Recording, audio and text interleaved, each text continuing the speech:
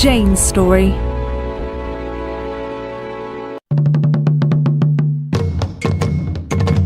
Mrs. Michaels, this is St. Luke's Hospital. Your husband is here. Yes, he collapsed on the way to work. Very poorly, I'm afraid. Fran, it's your father. He's been taken ill. Huge heart attack, apparently. I'm on my way... What do you mean, old? That's not old. He's my grandfather.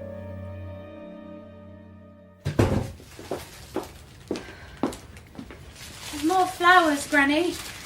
Everyone's being very kind. Someone came round offering soup earlier. It's 10 in the morning, for goodness sake. That'll be Marjorie. She always does soup. She did soup when there was that bomb scare at the Rotary Club.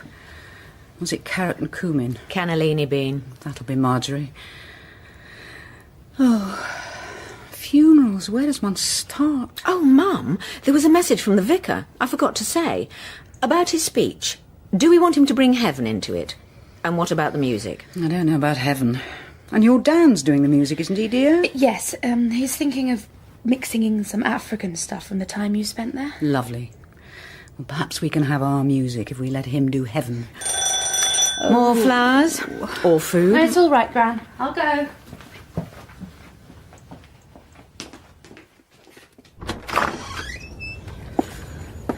Hello. Hello. Is James there? James? My grandfather? Yes. Your grandfather. I'm afraid... When's he back? No, he died, you see. Yesterday, a heart attack. Very sudden. Oh, not James. You can come in if you want. No, I can't. I just wanted to give him this. I so wanted him to have it. I didn't think I'd be too late. Really? Come in. No, I'm sorry. Can I tell my grandmother who called? No. Thank you.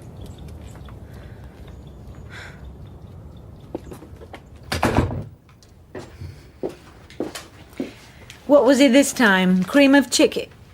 Ella, are you all right? That was very strange.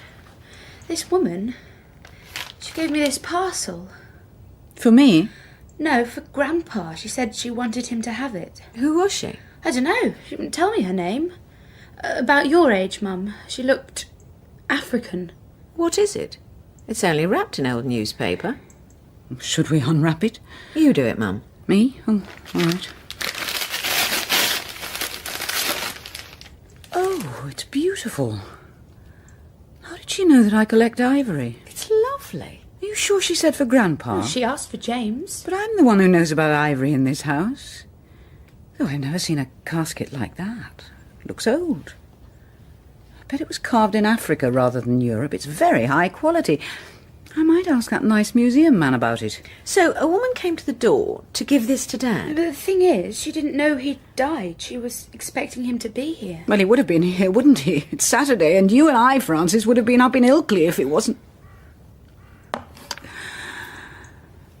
Oh, funerals.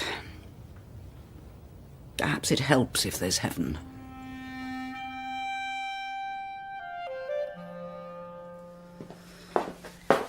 Chocolate for you. Oh, thanks. Has Mum gone to bed? I think so. She says she won't sleep. You should get back to London. You don't have to stay here in deepest Surrey just because of Grandpa. The funeral won't be for days. I don't mind. Term must be starting again soon.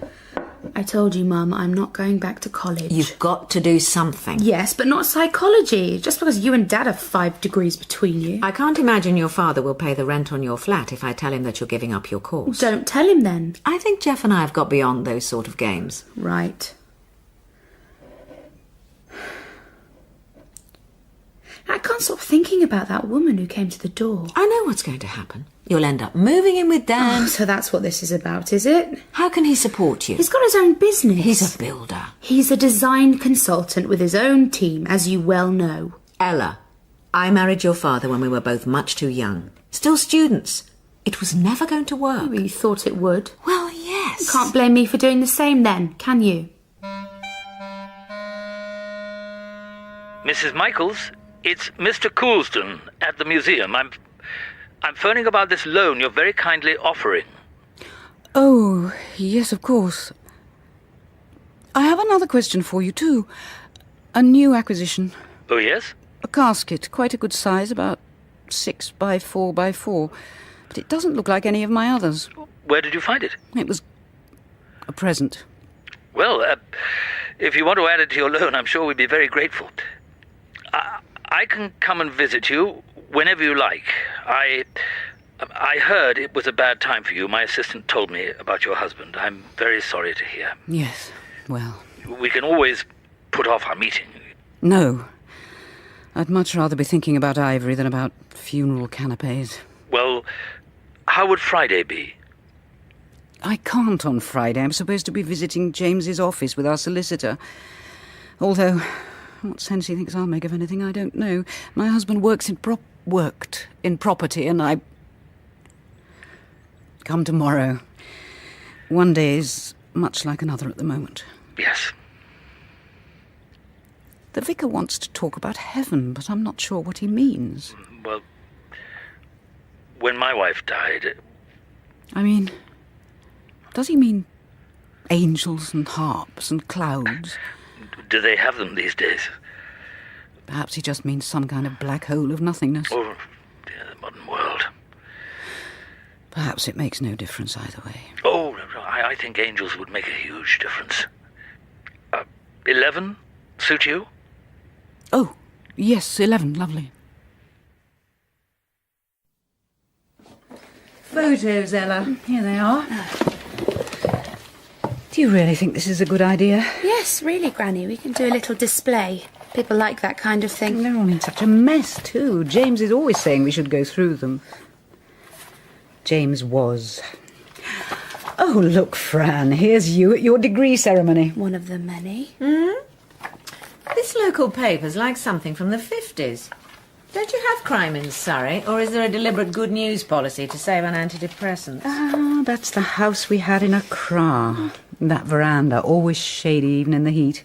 Bobby the Springer Spaniel wins Guildford Dieting Prize. That's James on the hospital site in Kumasi. Arthur Woodley. Didn't we know him? He was Dad's business partner. What about him? There's a thing in the paper here. But he died years ago. It must be a different one. No, listen. Guildford police are reopening the case of a man found dead on Cliffs Common in May 1997. A police spokesperson said new evidence had come to light concerning the death of the man, who was named as Arthur Woodley. At the time, an open verdict was recorded. Is that all it says? Must be the same one. Who was he? Poor Arthur. He was a business associate of James's. We met him in Ghana. He was in construction, something to do with the dam. You know, Nkrumah's huge thing. And then he and James worked together on the hospital building. He'll be in these photos somewhere, won't he? He was a character, he was. Throwing money around parties. At one point he even had a yacht. He left a few months before we did. We lost touch with him for a while.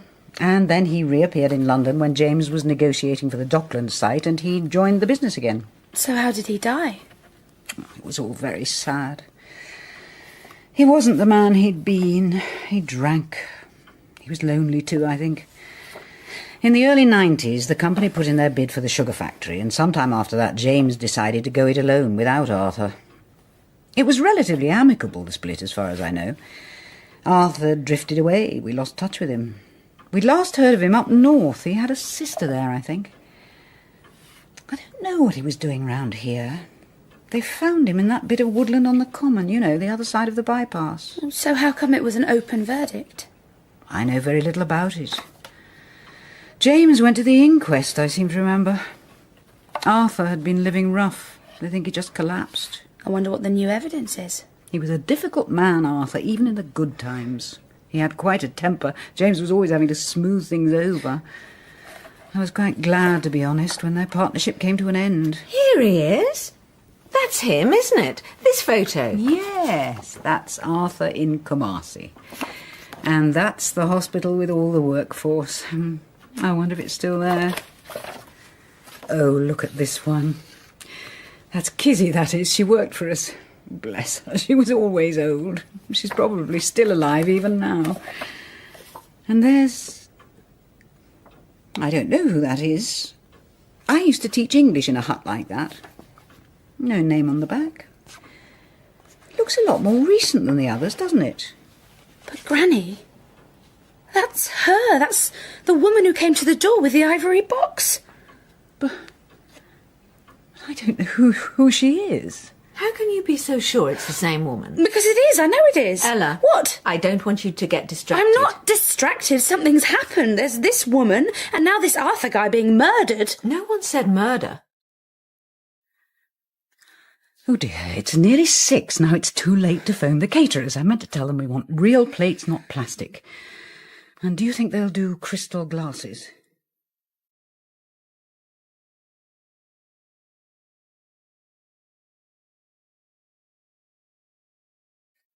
It's very kind of you to make the time to see me.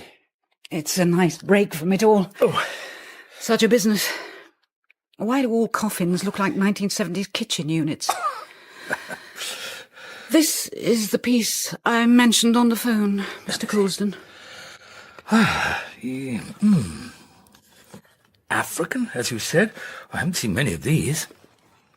Ivory Coast or Ghana? Ghana. Yes. Yes, I'd say so. Oh, now that little mirror, that's French. Brittany. Early 19th century. They have quite a value, you know. Do they? Mrs. Michaels, if this is a bad time... Oh, I'm just so tired. I haven't slept since last week.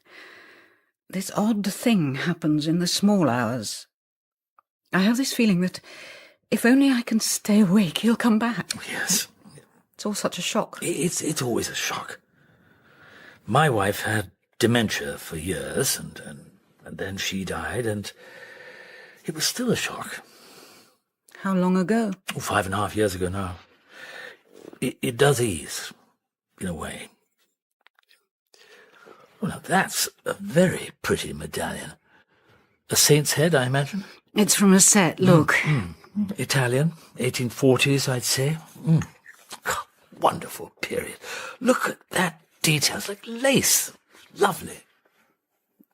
Were you happy? What? Oh. Yes.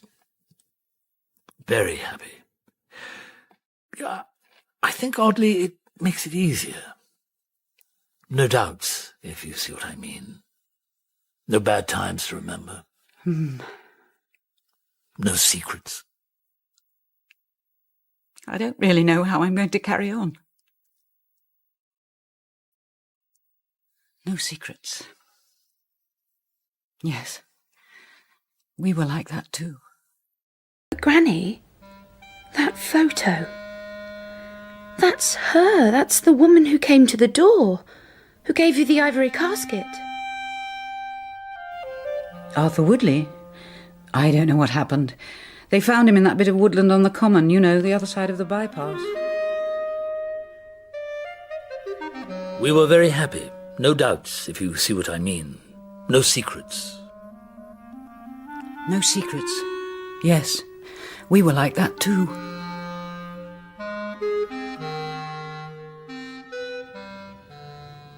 Jeff? My ex-husband coming to my own father's funeral. I didn't realise I was supposed to keep it secret from him. No, I don't know what to wear. He said he wanted to honour Grandpa's memory. It's always about him, isn't it? I suppose his vapid girlfriend isn't coming too, is she? Of course not. I was going to wear black. But then again, everyone says it suits me. Oh, cards. One really does wish that James was here to appreciate it. I did bring a hat. Perhaps I should wear that after all. Who's Sandra? Who? This card, it's from a Sandra Kember. To Jane, sorry I can't be at the funeral today, but I'm with you all in spirit. James was a wonderful man, and he'll be sadly missed by everyone here at the factory site. Oh, that's Sandra, the one at his work. I hardly know the woman. She seems to think she was invited. I sent them all a general letter. Mark's coming from the legal team. He's the only one I know. Oh, goodness, we've only got an hour. I've hardly started on the flowers. Dad said he'd come to the house first. Oh, God. He'll be here in a minute. Is Dan ready with the music? Yes, he's at the church now. And the vicar was all right about it? He said it made a change from my way, apart from the Sid Vicious version, which he quite likes, he said. Well, time to get ready. Brave faces and all that. Do you think I've got time to fix a veil on my hat? Black veil. Red lipstick, maybe.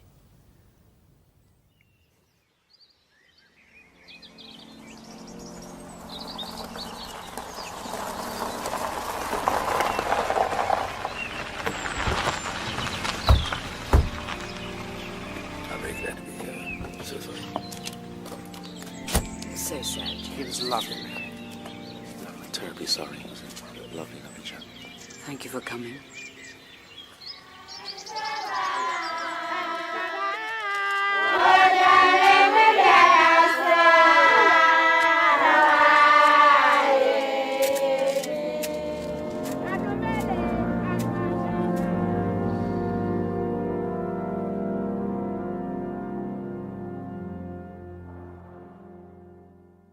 Funerals, you see, it's an example of what I call the symbolism of the collective unconscious. I wrote a paper about it. Burial rituals amongst the ancient peoples of the Nile, notes toward an understanding of the Jungian concept of the body. More wine, Franny. The music was wonderful, Dan. I'm glad you liked it. I remember women singing like that in Ghana. Thanks. Well, cheers to life, l'chaim. Sitting on the veranda at sunset, the women working in the kitchen, they'd sing like that. But whenever I came near, they'd stop. It always seemed so awkward, their silence, as if they were waiting for me to go away again. I wanted to tell them to carry on, but I was too shy. Another drink. Jane, what about you? No, thank you. Jeff, haven't you had enough? Oh, yes, I wondered when that would start. Oh, for goodness sake. Is anyone hungry? I thought I'd make some sandwiches. Isn't there anything left from earlier? They ate nearly everything. People do at funerals. You see, it's the turning away from death. It's the renewal of our sense of being physically present again. The division between clean and unclean. It was lunchtime. Oh, Franny, you always were much too ready to disregard the theoretical. No, I just disregard people talking rubbish. Dan, Ella says you're joining us for this visit to the factory site tomorrow. Yeah, it sounds great. I don't know what they expect of me. Mark was telling me, even if I want to get rid of it, there are contractual obligations. Trust us, me and Ella can do all the talking, can't we, babe? Oh, it would be such a relief. But Ella, surely you and Dan can't just wander in. Oh, I'll bet they'll do great. Dan's an expert, aren't you? Yeah, we've been working on a similar project in Shoreditch. Doing building work. Mum, Yeah, building work, if you want to call it that. James knew so much about it all. He took care of everything. Sometimes this thing happens with the dishwasher. It sort of clogs up. It's something to do with the salt. And last night I thought, whenever it's done that before, James has sorted it out. He does something with a wire coat hanger. I don't know what exactly. And last night I realised if it happens again, I won't know what to do. I'll have to call in a plumber just because of a silly thing.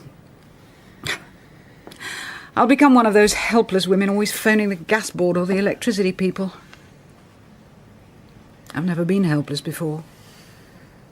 But it turns out that it was all because of him. And now he isn't here. Oh, Mum. We can cancel the visit to the factory if you want. No. I'd rather keep busy. More wine, Franny. Thank you. Oh, and, Fran, I meant to say, you looked great today. That hat with the veil. Great touch. Oh, just something I happened to have with me. Threw it all on at the last minute, really.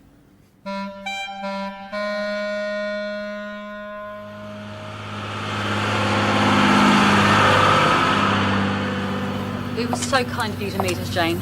Of course we miss James terribly. Thank you.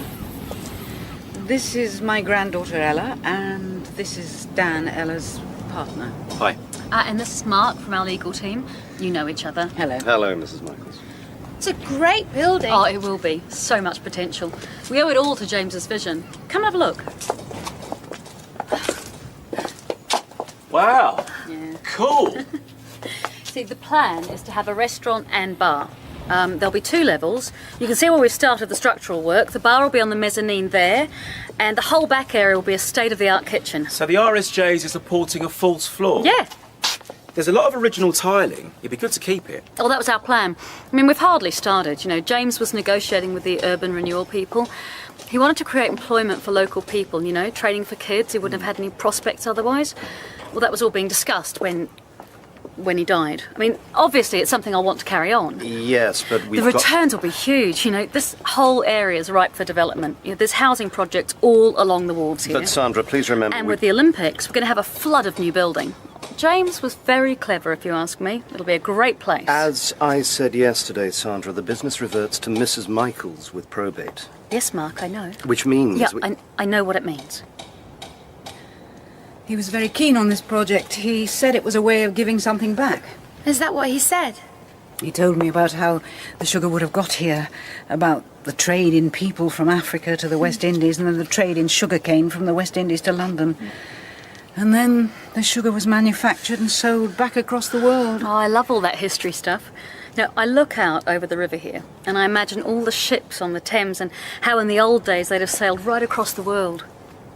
You know, my great-great-grandmother sailed with them. That's how come I'm a New Zealander. All thanks to Katie Kelly, who went to start a new life, bless her. That's where my red hair comes from, too. And did it work? Her new life? Well, I'm here, aren't I? Well, that's what Arthur used to say, the pioneering spirit. He said you always find it in people whose ancestors travelled in some way.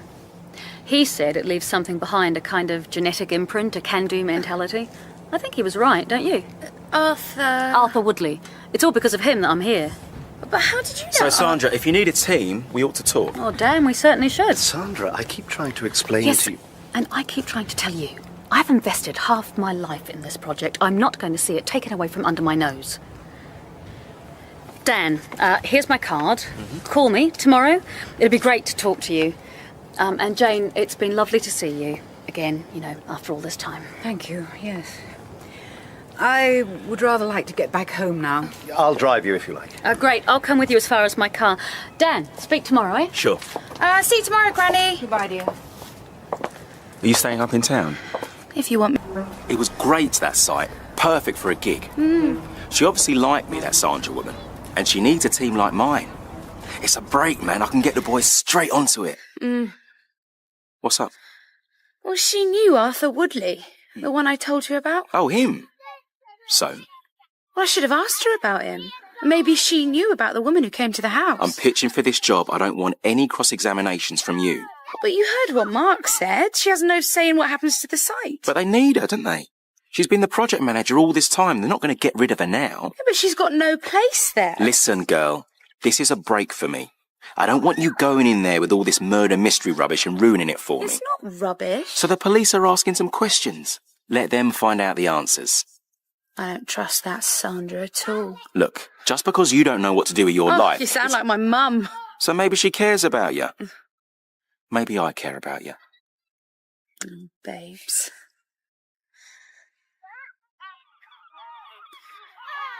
Granny was going to ask that man from the museum about the ivory box. I wonder what he said.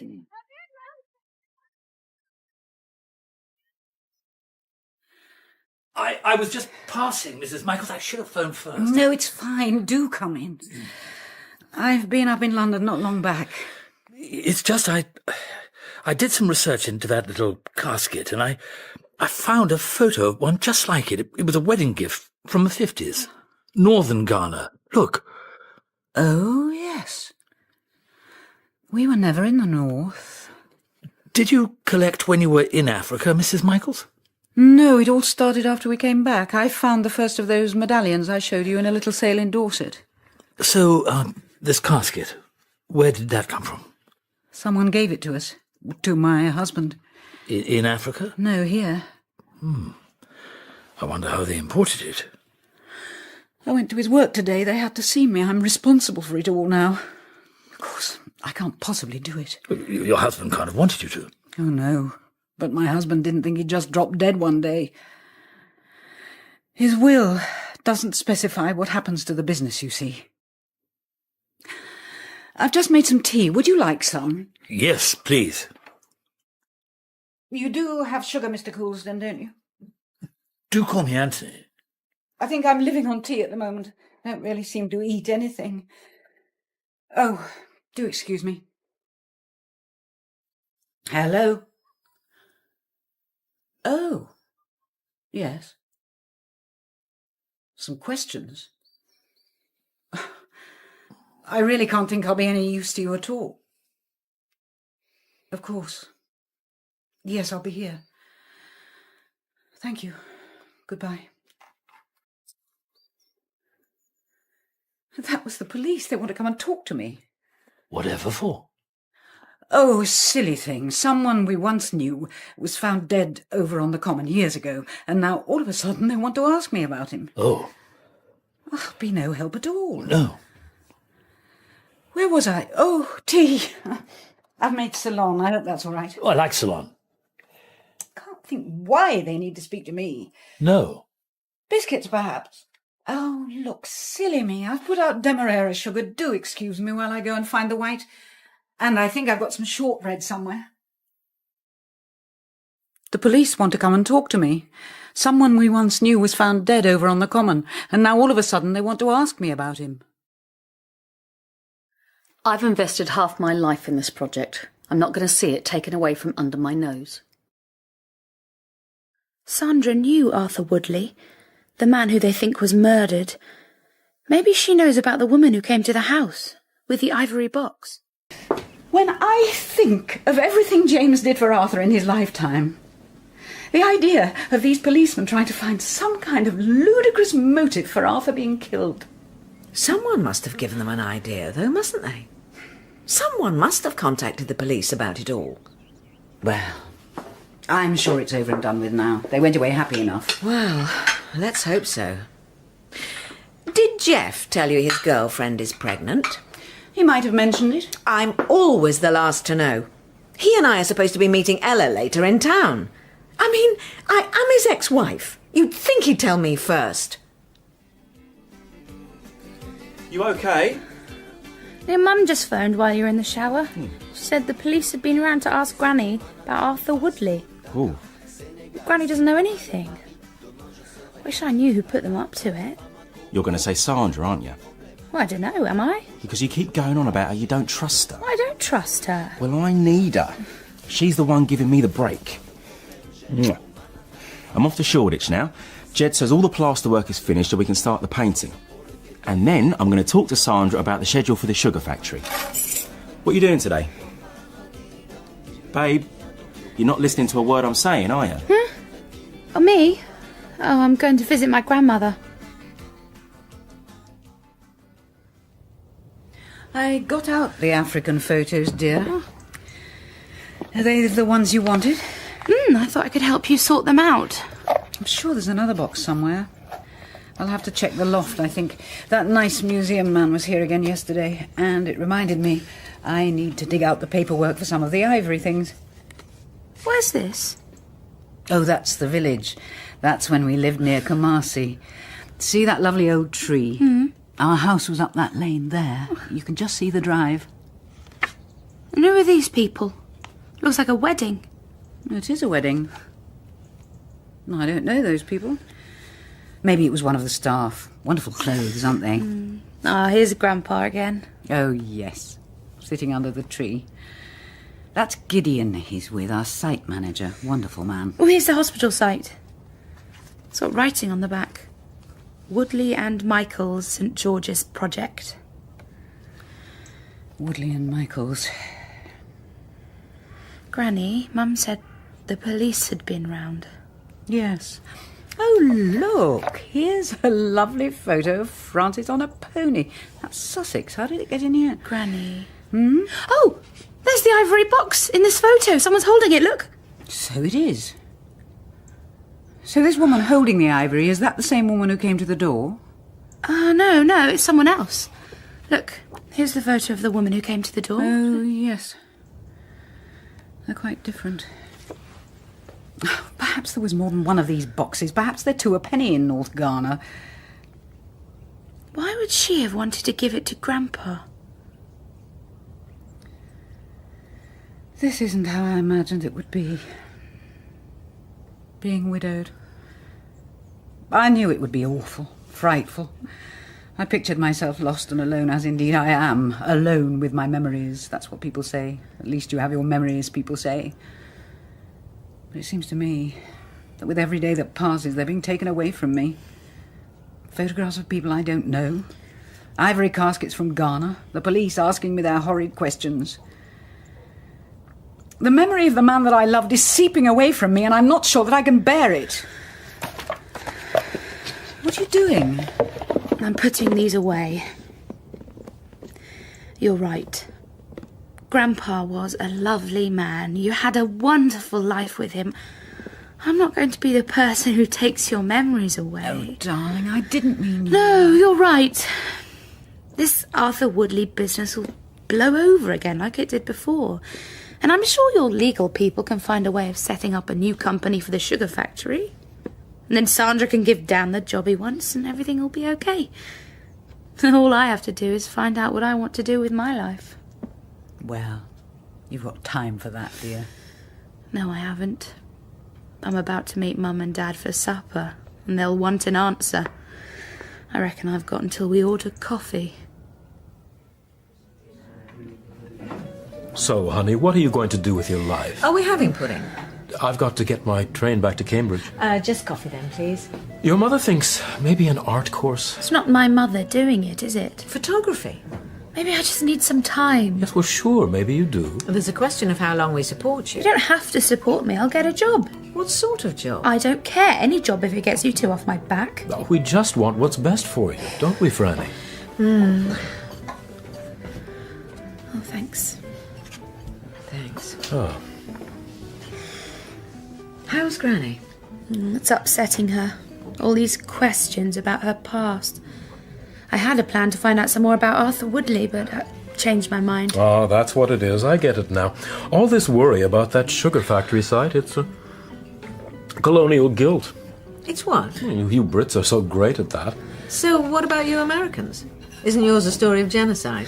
So we do Native American guilt. We're good at that. I think we're ahead of the game in this country. Oh, what about the slave trade? You people are barely beginning to come to terms with that. That's rich, coming from an American. Please, there's a whole body of psychoanalytic studies about the guilt of the white American. I don't suppose you saw my paper on post-colonial guilt and the pre-Freudian subconscious in the work of Conan Doyle. Was it one of your interdisciplinary things?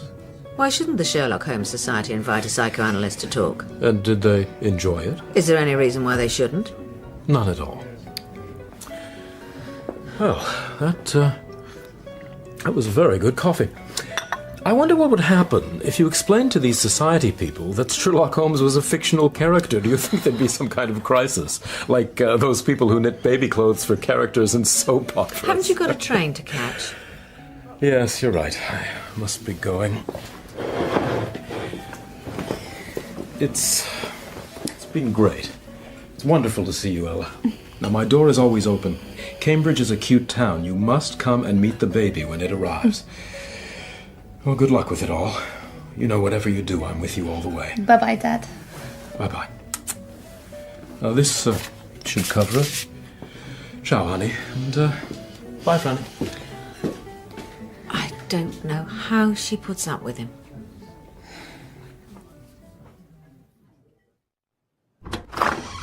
Oh, Mr. Coulston, come in.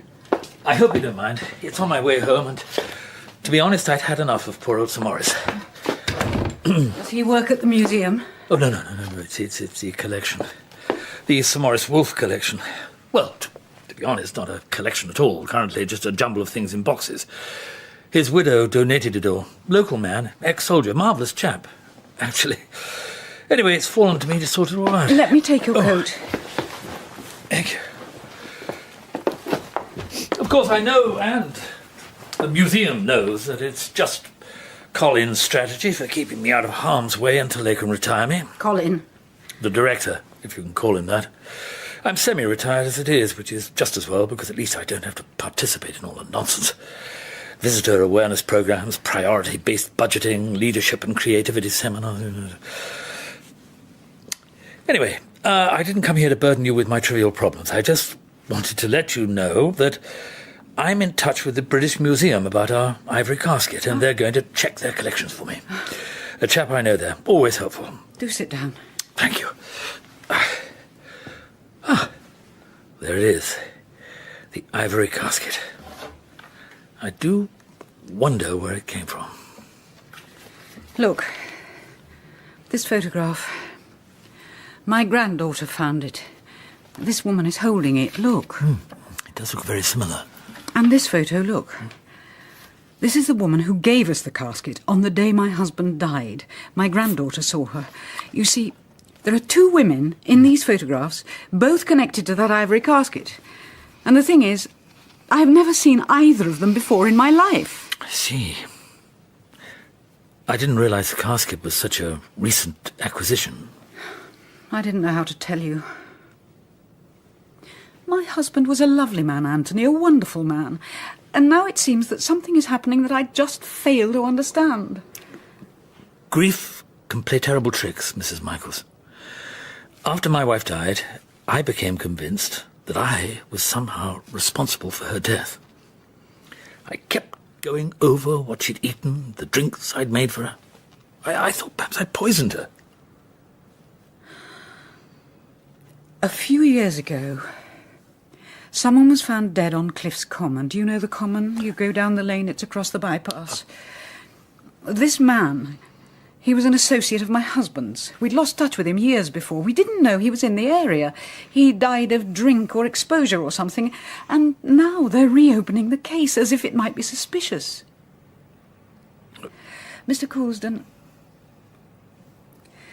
when your wife died... Yes? What would you have done if... If what? If after her death you began to think that perhaps there was something about her that you'd never known.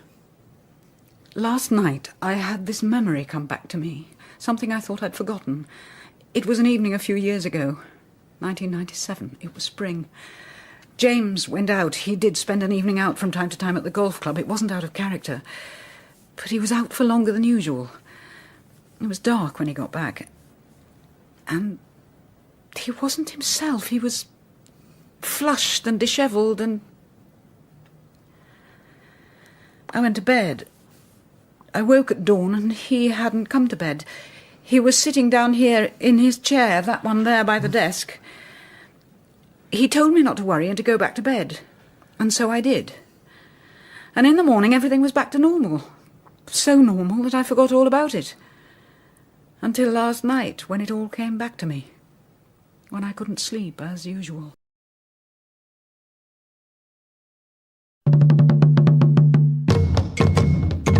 A few years ago, someone was found dead on Cliff's Common. Do you know the Common? You go down the lane, it's across the bypass. This man, he was an associate of my husband's. But Mrs. Michaels, you can't seriously be telling me that your husband was somehow involved in the death of this man. Mr. Coulsdon, I haven't the faintest idea. Morning, babe. Is there any tea? I just boiled the kettle. You got up early? Work to do. I called into the sugar factory yesterday. Sandra gave me all the plans to look at. Did she? Yeah, it's really interesting. The architect stuff. Look, here's the original designs. Rotherhithe Sugar Works, Johnson and Company, 1868. You can see where the structural walls are. It makes my job a lot easier. My parents had a row when I had dinner with them last night about the psychodynamics of colonial guilt. Typical of them. Most parents argue about money, or if they're mine, about what to watch on the telly. My mum's into that celebrity ice skating thing at the moment, and my dad sits there with his eyes shut and his fingers in his ears. It's weird, isn't it? There's you in the 21st century about to start work on restoring the sugar factory, and at the time when it was built, when they drew up those plans you're looking at, the sugar that was coming over to be processed was probably being grown by your ancestors. And that's colonial guilt, is it? Dunno. You should ask my dad. I think I'd rather not. And how is Sandra? Fine. We went through some ideas. There's an atrium area. We were talking about how it could be a kind of garden, palm trees, and a fountain, maybe. She's determined to stay on, isn't she? She's put a lot of investment into it. What, financially? Dunno. Yes, I think so. Her and Arthur. What? Oh, I don't know, just something she said. Arthur wanted her to be a director of the company, but then he left. What, and Grandpa didn't? What? Does she mean that James wouldn't make her a director? I don't know. I'm just telling you what she said. So what's about that? Just because you're at a loose end and your parents are going on at you... Not that. If I were you, I'd think about getting a job or a course or something. And get off your back so you and Sandra can get on with the factory in peace? Yes, actually, I really need the gig. If you ask me, the connection with my grandfather is the only reason Sandra's giving you the gig. Do you want to have my croissant? Thanks. Mum, I don't know what to do. I don't want to upset Granny by asking her about it. So how many months pregnant is she? Who? Your father's girlfriend. Oh, I don't know. I think he said it's due later this year. Summer or something. No, perhaps Sandra was betrayed by Arthur. But then she said she owed a lot to him. Everyone will think he's the grandfather. Maybe there was a row between James and Arthur about Sandra. And how's he going to pay for its education? He'll be an old man by Anyway, then. if Sandra's such a good project manager, she could just walk away from all this and find another job. I mean, a baby, at his age. All his fault, of course, for taking up with an aromatherapist. It's as if she's tied into it somehow. Perhaps she'd put money into it. But Grandpa wouldn't have allowed that to happen, would he? What? Grandpa wouldn't have taken Sandra's money and then not made her a director. Oh, you're not still going on about that, are you? Why don't you just ask the woman what the problem is? Because I'm not sure she'd tell me the truth. Is she attractive? What? I don't know. Well, obviously. All this is because you're threatened by Dan's interest in her. Oh, right. Self-honesty. It's the only way. What? That's what Jeff could never see. I mean, blundering into this new relationship, finding himself a father again. If he'd given it a moment's thought. Whereas you... I've worked it all through, you see, with my therapist. That's why I can look upon me and Jeff with detachment. Oh, poor old Jeff. He still behaves as if he's the only person in his world. I think you're right. I think I should just ask her. Ask who? Sandra. Oh, that. Whatever. God, what if they decide to get married?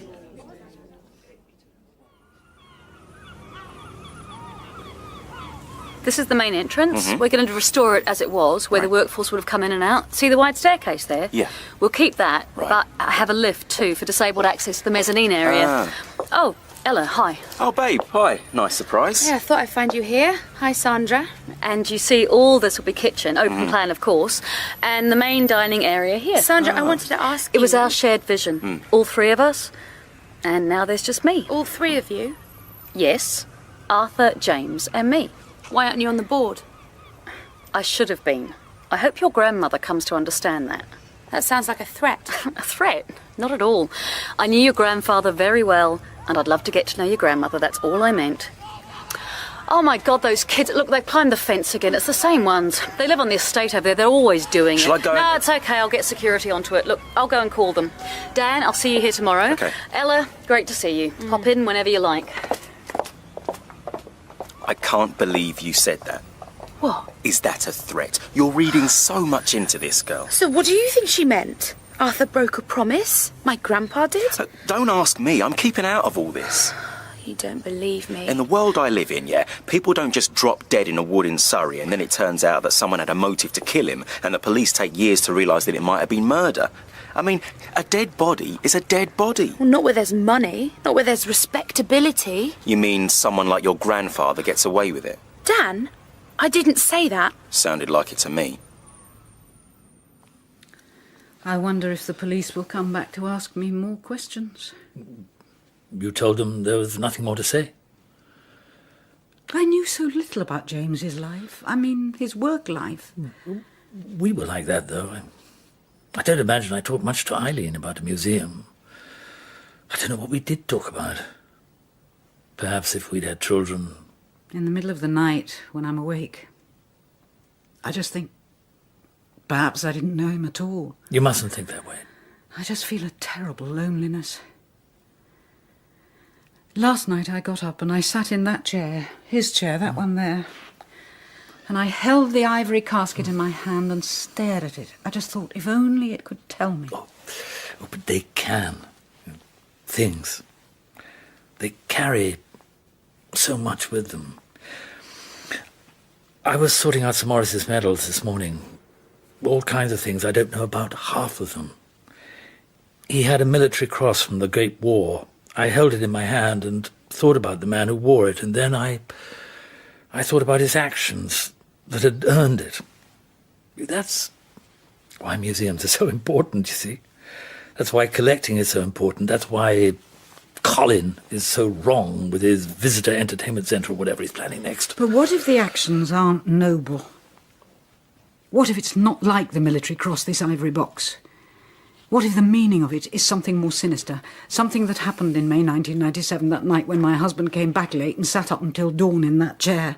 The object is blameless, though. Then it's the people who've owned it, who carry the blame. If there is blame.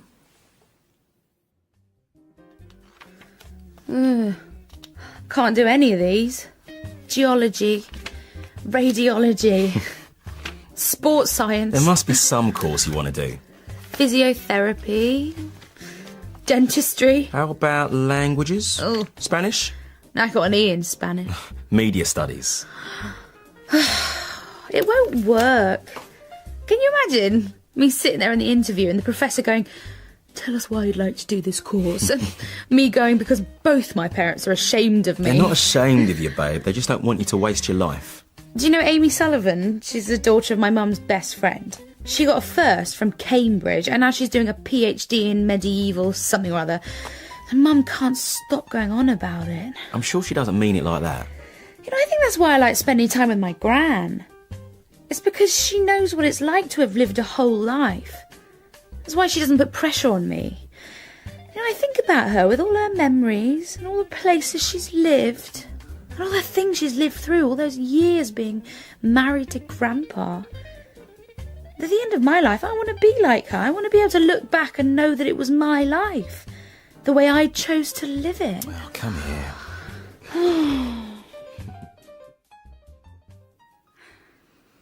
When we came back from Ghana, things were difficult those first few months. James had lost a lot of money, the Sadie was worthless, the building projects had collapsed.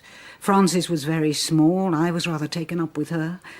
We didn't see much of each other. He seemed cheerful enough, but there was one day, a weekend, some months after we'd got back. We'd had a bad winter, we weren't used to the cold. And then that March, I remember, it was Fran's 3rd birthday around then, and I was working in the garden. There was a rose tree that I'd been looking after. I'd thought it was dying, and I'd been pruning and feeding it, and it was in an odd place. Can you see where the crazy paving starts? It was just there. But the path curved round it at the time. It was really rather pretty. And James came out and said, "I thought we'd agreed that should go." And I said something about keeping it, seeing that it had survived the winter after all, and it was a very pretty kind of rose, a Madame Hardy, I think. And then I think Fran needed me, and I went inside. And the next thing I knew, James was out there with a spade and had dug the whole thing up. I found it lying on the compost heap. What did you say? Nothing. It was so unlike him, I didn't know what to say. And so, as you can see, the path is a straight line now. I think I might pour us both a gin and tonic.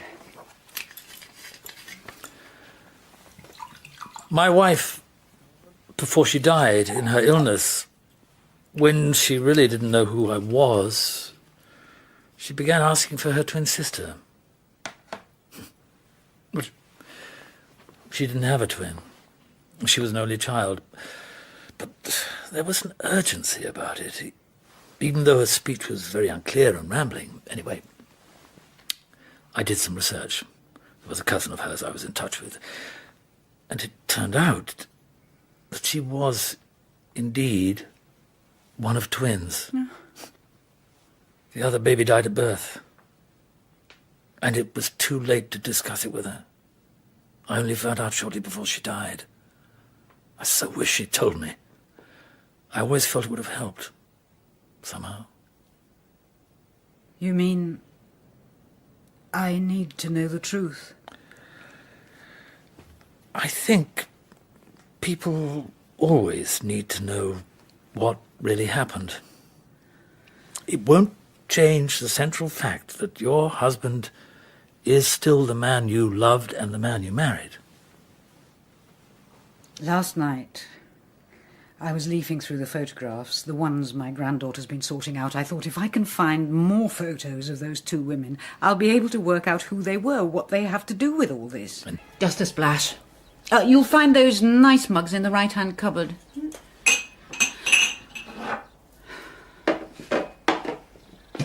How do you think your mother's coping with all this? She always seems on top of things. It's difficult to tell. I think she's quite upset. It was all so sudden when he died. And even that might be possible to live with. We all know we've got to go sometime. At least he didn't suffer. And the doctor said it could have happened any time. His arteries were in a terrible state, it turned out. So much for his low-fat diet.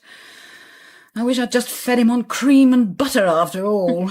It was a terrible deprivation to him, having to spread that horrible thin stuff on toast. And I'm sure it'll turn out to be just as bad for people as... Well, all that might be possible to bear if it wasn't for all this other business. These women with ivory caskets, this Arthur Woodley thing, this terrible uncertainty. The thought that the police might come back at any minute with evidence that suggests that James... that he... Granny, Grandpa didn't do anything wrong. How do you know? I was thinking about it last night, and I thought none of us are going to get anywhere with this if we worry about what we're going to find. What terrible truths we're going to uncover. It was bad enough trying to talk to Mum about it. With all her subconscious reasons why I might want to disagree with Dan about it, which in any case was really all about her and Dad. Don't know how they got divorced. They're so well suited. How is your father? When's that baby due? In the summer. He's in London again. I said I'd meet him for a drink this evening. Anyway, the point I'm making is, let's assume the police are going to knock on the door. We've got to have our case ready. The worst thing to happen would be if the police come back with more evidence and we've got nothing to say in Grandpa's defence. Last night I wrote a list. Look, it's very short. Woman at the door, ivory box, Arthur Woodley, Sandra, photographs. That's all we've got to go on. And at dawn this morning, all I could think was that the only thing that list proves is that my husband was keeping secrets from me. But what if he had to? What do you mean? What if he was trying to protect you? Anthony said people always need to know the truth. If you think about it, we know that a woman owned the ivory thing. Grandpa had a photo of her. We know that someone got married. Grandpa had a photo of the wedding. And we know that there's a woman from Ghana who was connected to Grandpa and who came to the door on the day he died. That doesn't make Grandpa a crime suspect, does it? We know that Arthur Woodley died in the woods and that my husband was there the night he died. Oh. There was a memory that came back to me. I haven't told anyone apart from Anthony. Right. That's the problem, you see. The minute I begin to think about it, that's all I can see. My husband, sitting in his chair in that cold grey dawn. It was as if he was absent from me, as if he was somewhere else entirely. Well, you might have misremembered it. No. Well, it still doesn't prove anything. The dead aren't here to defend themselves. Sandra said that she was supposed to be a director of the sugar factory. She said she hoped you'd come to understand. She said that? Yeah, I thought it sounded like a threat. But then Dan got cross with me. It was important to James choosing that area so run down. He'd always tried to make a difference, like in Africa, building that hospital. He always said it was about more than just business. Arthur and Sandra must have been connected first. And then Sandra got involved in the factory, and then something happened. James and Arthur must have disagreed. Well, there must be paperwork, Granny. There must be contracts, financial records. You could ask Dan as he's there. Oh, no, he won't listen. Every other word he says is Sandra. So, it's just you and me, then? Seems so, yes. This Arthur Woodley, someone must know about him. Oh, I don't know. Well, surely he had other relatives. There was a rumour that he married someone here. He had a sister, that's all I know, up north where he came from. Well, then, that's where we start, with Arthur Woodley. We've just got to get there before the police do. It's going to be great. Jed's sorting out the plumbing team. Sandra was telling me this morning about sourcing the materials. It's so cool, all the history of it, those old tiles on the walls. There's a little factory up in the Midlands that still does the same process. We're going to talk to them. How's your gran? She's not great. I spent the morning with her. You should leave her to it, you know. She's just lost her husband. She shouldn't have to be thinking about all that other stuff. It's what Sandra said about the police being in touch with her. What does Sandra say about the police? She said it was a shame they had to call on Jane, and she hoped she wasn't upset by it. Well, how does she know about the police calling on Granny? Oh, God, don't go off on one. All I meant was she's concerned for your gran. She doesn't want the factory to be an extra burden to her. So I see. She can't do a thing right in your eyes, can she? She's class, she is, Sandra. I've never worked for a woman like her. She knows so much, just the technical stuff, you know. She put Ahmed right about the ring main today. We laughed, me and Jed. And she likes you. I've got to get back. Coming with me? No, I'm going home. I've got some internet work to do. Granny, it's me. I've Googled Arthur Woodley. Oh, you know, that internet search thing. Well, first I found a rose grower in Watford who turns out to be 35, so he's not the one we're looking for. And there's a very famous opera singer who I've never heard of. And then I found a book written by Arthur and Mary Woodley in 1953 about game conservation in Kenya. Yeah, I thought so. So I googled Mary Woodley and I found another book title from 1992 about bird spotting in Northumberland. I'm going to try and find out some more about her.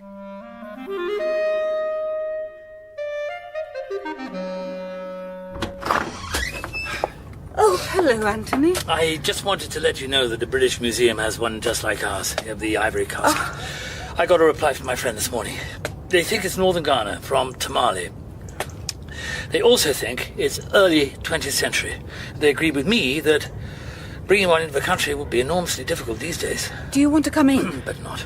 The old citron's been making funny noises. My granddaughter phoned me earlier. Oh. She's trying to track down someone who might be the sister of the man who died. Young people in their internet searches. Ella said she'd try to find a phone number for this poor woman. Then she said, did I want her to contact her? But I said no. If anyone speaks to her, it's got to be me, really, hasn't it? And will you? I don't know. I don't know what I'd say to her. Remember what I said. He's still the man you married. Yes. Well, better see to the car. Never let me down before. Slough built, like 15. Best car in the world. I'll be in touch. Hello, Granny. I've done it. I've got that number for you. I found another reference on the internet. It says Mary Marshall, née Woodley.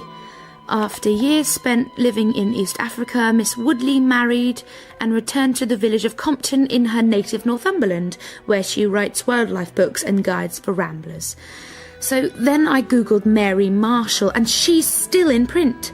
So I spoke to her publishers, and she still lives in Compton. So I went through all those directory inquiry things, and I got a phone number. Oh, it's so great you could meet me, honey. It's fine. Your mother didn't mind, did she? No? Oh, good. How is she? Such a sudden death, it must be hard. He was a good man, James. I liked him. And how's your young man? My young man. Your boyfriend, your partner. Oh, what's Giselle, then? Well, my fiancé, I suppose. Your fiancé? Yes, we're getting married. What with the baby coming, we thought it would be, be... Now, I haven't told Frances yet. I don't... Well, I didn't quite know how she'd be about it. Well, I'm sure you'll find the right moment, Dad. Yes, well, yes, sure. It's weird, you know. I mean, after all this time, to find that I really believe in marriage. Yes, I'd never have thought it. You should get married, you know. It's great. Dad. No, really. It's given me a sense of hope, a kind of belief in the future. You and your young man. Even if I do get married, I'm not sure it'll be to him. Oh. Well, his company's got the contract at Grandpa's site, the old sugar factory, and he's a bit preoccupied. And anyway, I've got rather a lot on too. You're not still obsessing over these suspicious circumstances. Now, you and your grandmother, you're bad for each other. I've tracked down the sister of the man who died. I think it's her anyway. Granny said she'd phone her. I'm not sure she will. You know, it's very common at times of bereavement to invent a whole meta-narrative. I'm not inventing anything. A kind of superstructure to contain the chaos of the story that's just ended in death. Because, of course, it threatens our sense of a continuous narrative. Someone did bring us an ivory box. I didn't make that up. Ah, ivory. You see, purity, whiteness. And actually, now that I come to think of it, sugar is the same. Well, the whiteness of the New World, the newly discovered lands of the British Empire, then the sugar and the ivory, in their pure white form, come to Europe to be turned into a saleable product, to create wealth for the colonial power. And yet the irony is, all this is against the background of a fear of darkness, of an anxiety surrounding Africa. Africa itself, the dark continent. Do you know, this would be a great second chapter in my book. So when's the wedding? Oh, the wedding, yes. We haven't set a date yet. Sometime after the baby. Giselle wants to coordinate their outfits, and, well, of course, we don't know what sex it is. We don't believe in scans. I'd like to invite your grandmother. My grandmother? Do you think she'd mind? Well, I think she's got enough on at the moment. I've always liked her. It's going to take such courage. I don't see why the fact that Fran and I have chosen to live apart should make any difference. All she's got to do is pick up the phone. I just hope she's brave enough.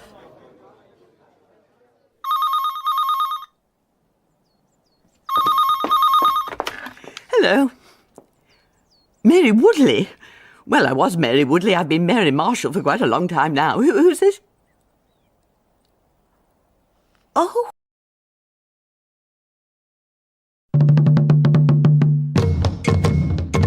Dan, it's me.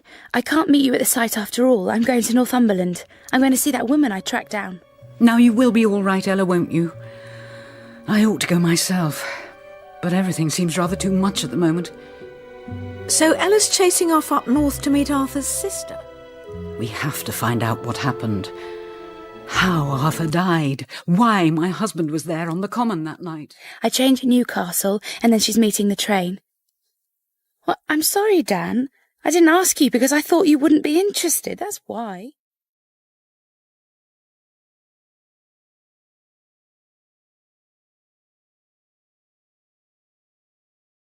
You must be Ella. You must be Mary.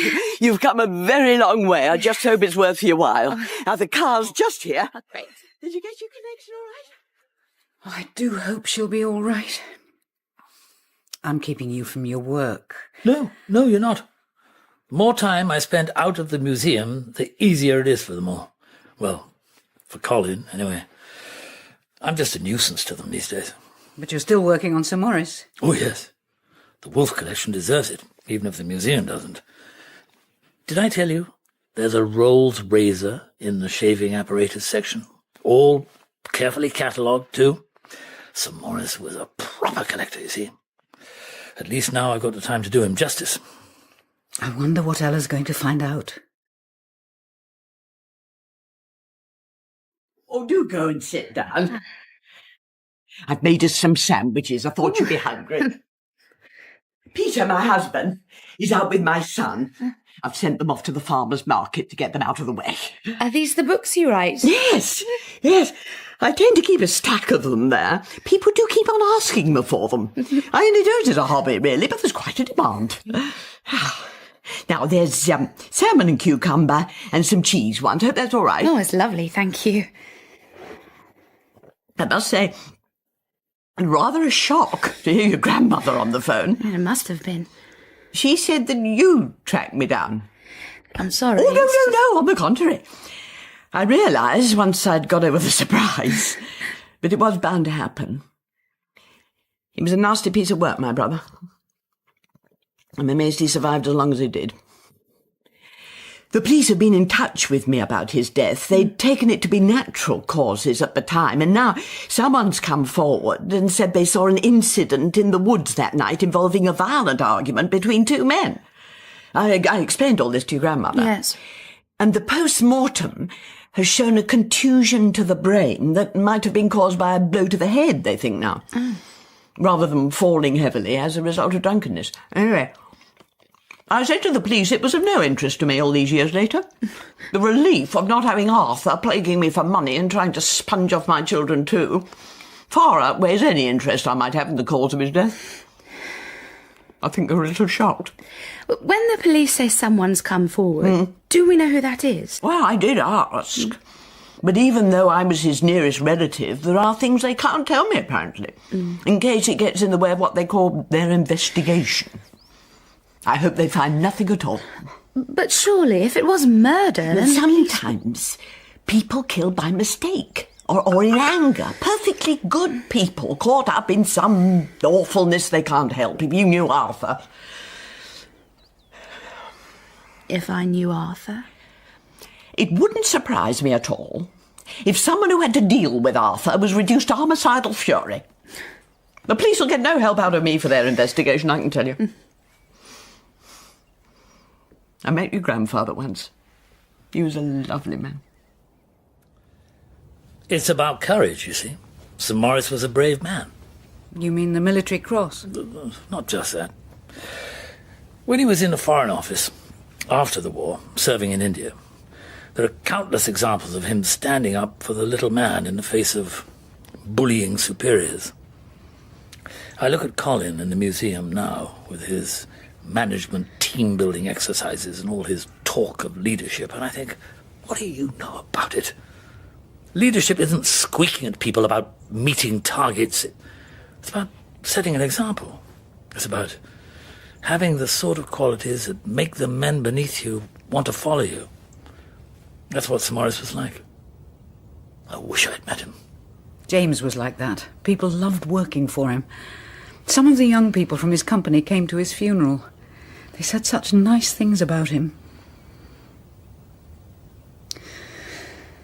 I wonder what Ella is going to make of Mary Marshall. So, what was he like, Arthur? If my grandfather managed to work with him, he can't have been all bad. Well, someone like your grandfather might have brought out the best in him. I remember when I met Mr. Michaels quite early in their acquaintance, I rather hoped he'd be a good influence. And Arthur was good at business in some ways, good at money. Well, at least until the end. I brought some photographs. We thought you might be able to fill in some gaps. Glasses. Well, I'll try. But I was only in Ghana that one time, before your grandparents had met, I think. Now, there's this woman here, outside a hut. Quite a recent picture, I think. No, don't recognise her. And this woman, she's holding this ivory thing, look. Oh, good heavens, that's Amelia.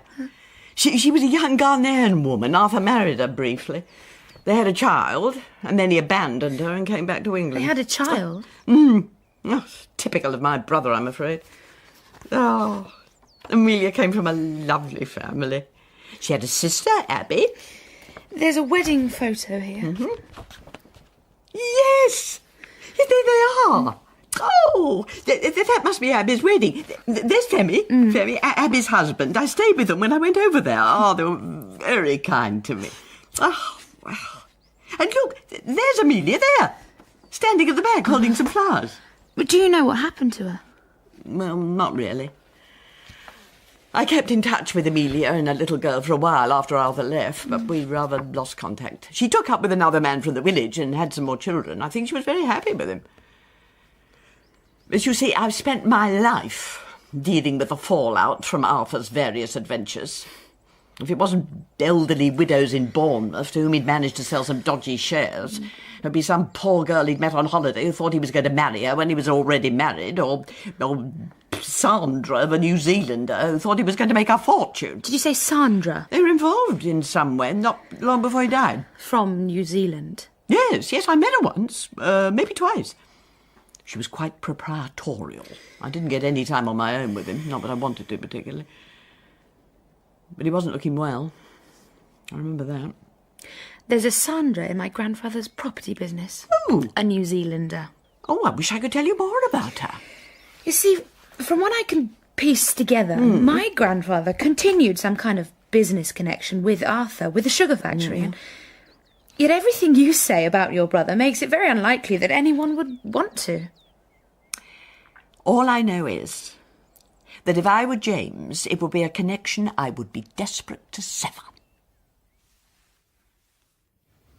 I'm probably asking too much of Ella. In what way? This meeting with Mary. So much depends on it. And yet I have to accept that there won't be any answers. The only way for me to find an answer to the question in my heart would be to ask James himself. He would tell me the truth, I know that. If he was here now, I'd say, "Did you kill a man that night when I found you sitting here at dawn so cold and grey? What had you seen? What had you done?" If I may say so, we don't have to judge a man harshly because he kills. It all depends on why or how. But Anthony, to kill a person... Maurice Wolfe shot his best friend in 1948 in India. It was one of the bravest things he did. They were hunting on horseback. He was a very good rider, Maurice was. His friend, Douglas, was serving over there too. They'd known each other since they were boys. Anyway, Douglas's horse took a tumble and he fell very badly. They were alone, and it might have been days before they were found. Douglas was in agony. Wolfe tried to calm him, tried to reassure him, but as the hours passed, the situation became hideously clear to Douglas. He couldn't move at all. His back was broken. He was in agony. And he asked Wolfe to finish him off, as he put it. They spent the night, Douglas pleading, Wolfe refusing. He doesn't say in his account what changed his mind, but at dawn he drew out his pistol and did as Douglas asked. They found him there sometime later that day, dehydrated and confused. He refused to leave his friend's side. They led him on his horse with Douglas next to him. He always said it took more courage than anything he'd ever done before or since. So how do you know all that? He sent it in a letter to his brother.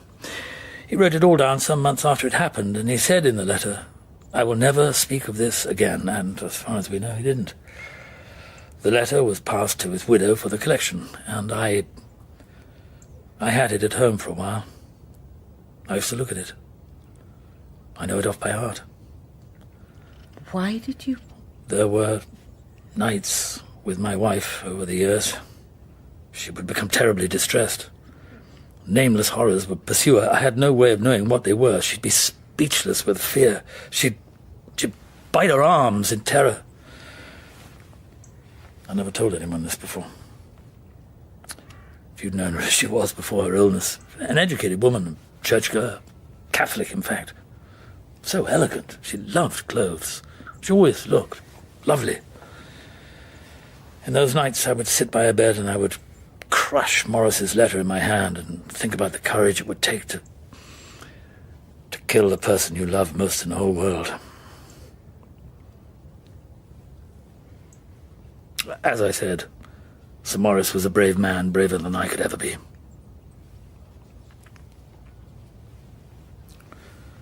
Afterwards, I sent the letter to a conservator to be treated.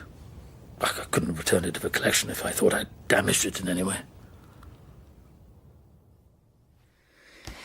Well, I ought to think about getting back to London. Oh, my husband will be here soon. This child that Arthur had in Ghana, how old would she be now? About 40, I suppose. What was her name? Her Ghanaian name was Amma. Her Christian name was Rita. I think I've met her. I've taken up enough of your time. It's been nice to have the company. I hope you don't mind me talking about him. I don't mind at all. He's making a mark, you see. I don't mind for me coming into this world and going out of it with never a trace, but the idea that Morris's collection, so beautifully ordered, might be broken up, might end up here and there in junk shops or antique fairs, be a tragedy. Well, I'd better be off. Will you be all right? I'm not sure you'd call it all right, exactly. No. I know. I'll see you soon. Goodbye, dear. It's been lovely to meet you. Goodbye. And send my best wishes to your grandmother. If we'll keep in touch. Oh, yes, please. Bye. Bye-bye, dear.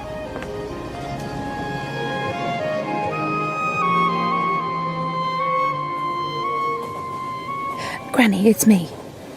Yes, it was lovely. Granny?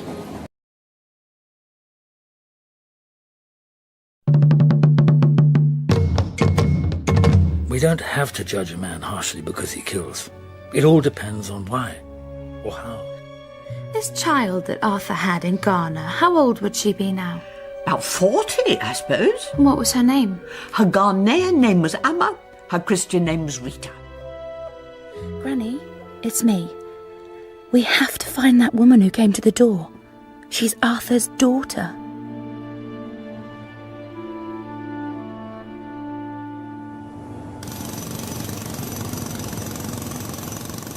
Babe, hi. I thought I'd find you here. I tried your mobile. Phone's out of charge. Jed, I'm outside if you need me. Righto. How was the old lady? Dan, Sandra's connection with Arthur goes back much further than this site. So? We know that Sandra and Arthur were both on board with his project before he died. But if Arthur was murdered... Why do you have to see mystery in everything, girl? Arthur's sister said the police told her there were reports of two men having a violent argument on the common on the night that Arthur died. I don't know why you're telling me. So what happens when the police go back to Granny? So? She knows nothing. We know nothing. From what I know of the police, it's safer that way. Dan, you're just not listening to me. There's something really wrong about this building project, and you're getting more and more involved, and you can't see this. What can't I see? Listen, babe, Sandra's drawing up contracts. I've got Andy the roofer starting on Thursday, and we had a great meeting with the surveyor yesterday. It's not what it seems. Shall I tell you what I see when I look at this building site? I see a chance to do something really big, to make something really work. It's more than just the building, it's the community. I want this place to buzz. I want to have gigs here, musicians, dancers. I don't want to hear any more of your family history rubbish, or this tangled up story that you reckon ended up in a murder. Listen to me, girl. My family came to London because they saw an opportunity. My nan and granddad worked all the hours they could find. My dad did nights in the car works. My mum worked all those years in the hospital because they wanted us to have a future here. I'm not going to let them down. I love this work, man. When I look at this old factory, that's what I see. The future. You look at this site and all you can see is the past. Well, you're welcome to it, girl. Get out of it! What? The fence! Oh, the kids from the estate, they've climbed the fence again. They started a fire a couple of nights ago. Yeah, Jed, I'll be right there. I'd better go, Ella. So I'm on my own. Where you are, girl, I can't join you.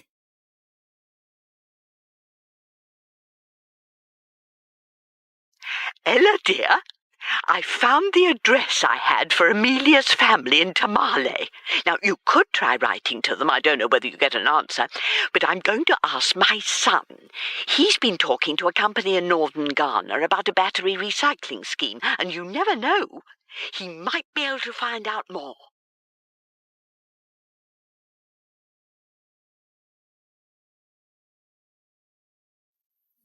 So what does Granny think about your research so far? I'm going to see her this afternoon. Gosh, this coffee's rather strong.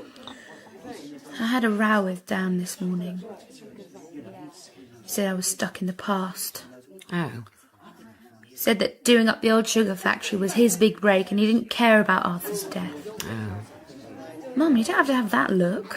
What look? Just because you never thought we'd last. Actually, I was thinking I wish I'd ordered a decaf. The whole thing makes no sense. Sandra's carrying on with the project before Grandpa's will has been sorted out. She's so determined to be part of it when she has no rights in it at all. I wonder if I should have a Danish pastry. And Dan cannot see that Sandra is using his connection with our family.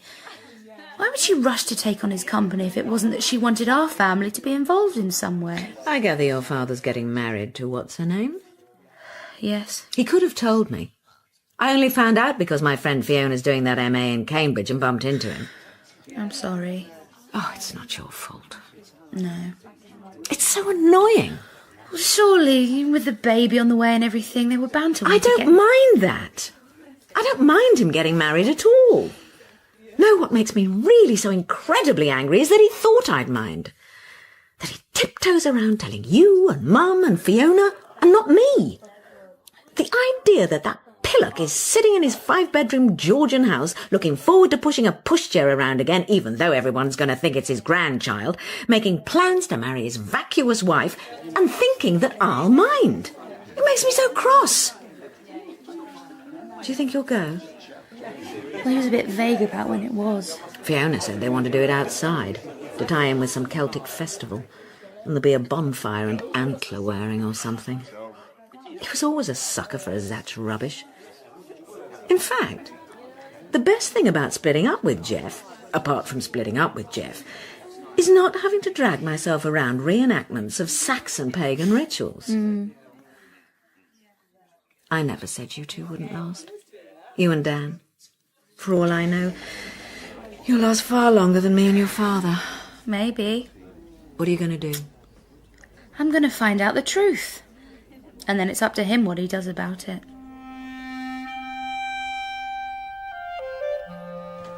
Ella, you must be exhausted. I'm okay. Anthony's due soon. He's been such a help, you know. What about the ivory casket? Oh, yes, that too. He says the British Museum has got one just like ours.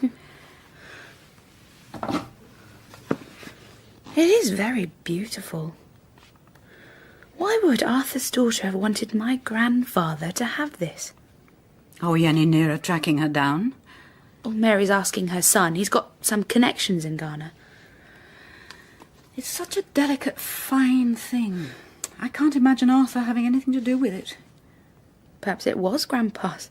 Perhaps she was just returning it. Although you'd have known if it belonged to him. Seems there's an awful lot I didn't know. That'll be Anthony. Hello, coming. Hello. Anthony. Oh. This is my granddaughter, Ella. Hello. Hello there. This is Mr. Coulsdon from the museum. Hello, nice to meet you.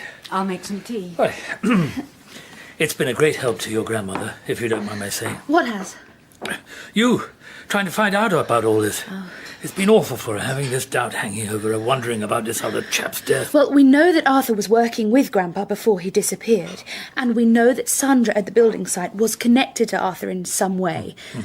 And then there are all these reports of 2 men being seen on the common the night that Arthur died, and then there's Arthur's daughter who came over from Ghana at some point and expected to see my grandfather. You see... Oh, let me help you with that, Jane. You see, my point is, Ella, there's no doubting the integrity of Mr. Michaels, and it seems to me that this Arthur chap wasn't the most trustworthy of men. My view is one has nothing to fear from the truth. I agree, Mr. Coulsdon. Oh, do call me Anthony. Whatever happened that night that Arthur died, I'm sure my grandfather is not to blame. Couldn't agree more. I think it's Sandra who went to the police. And even if it turns out that your grandfather was there, was somehow involved, I still think... Will you all stop it?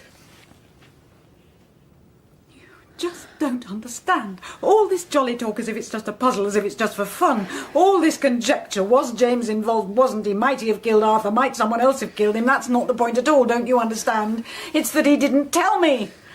Whatever was going on in James's life around this business, I was completely unaware of it. He didn't feel able to tell me. That's why I don't sleep. At dawn this morning, I got out of bed.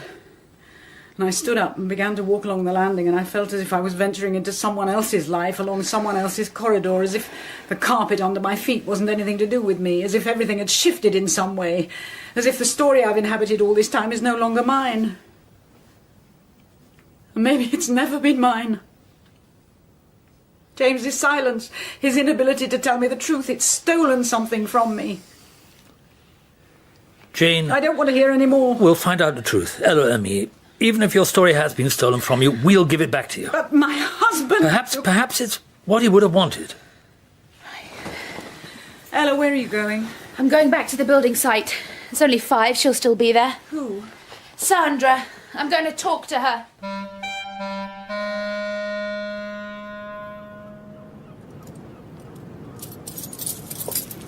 Oh, hey, Ella. I was just locking up. It's great to see you. Your boyfriend's a genius, you know, a godsend. He's got a great company there, him and his team. Sandra, how did you and Arthur get involved in this project?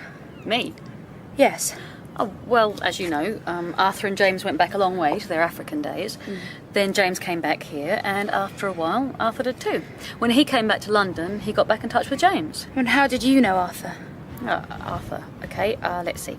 First met Arthur in Monaco in the 80s. I was running away from my English husband, and Arthur was building a casino. I came on board as a project manager. He was a top bloke, a real joker. And then for various reasons, we had to leave, and so we came here, and we joined James. Early 90s, it must have been. James was looking for property along the river here. And that worked, did it? Yeah, we worked on various sites, as you know. James did that social housing in Whitechapel, and then we found this place. So why was there such a gap before you developed it? Oh, it was only a part of our portfolio, and we were waiting for the land values to go up, which they did. And then Arthur got into difficulties. Yeah, the drinking, yeah. Well, we tried to help, James and me. And then Arthur disappeared. No, he didn't disappear. People don't just disappear. People get ignored and neglected. And after a while, other people choose not to see them anymore. So my grandfather let's just say it suited your grandfather to have him out of the way. Sandra, it's you who went to the police, isn't it? All I want, all I've ever wanted, was justice for Arthur. What do you mean by justice? He was a good man, Arthur. Well, sure, it was difficult to see at times. The drink obscured it. About 95, James threw him off the board. They didn't see each other after that. I kept in touch with Arthur, tried to help, but things went downhill. Do you know Rita? Arthur's daughter? No. I didn't know he had a daughter. She's African? No. Don't know her. Look, Ella, I'm getting cold out here. There's not much more we can say to each other, is there? Can I offer you a lift somewhere? I'll walk. Thank you.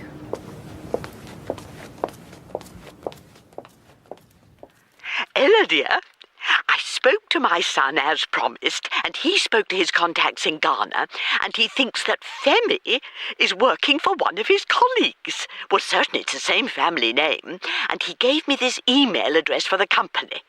But it's worth a try, anyway. Dear Femi, this email is to ask whether you know the whereabouts of Rita, daughter of Amelia. I think she's living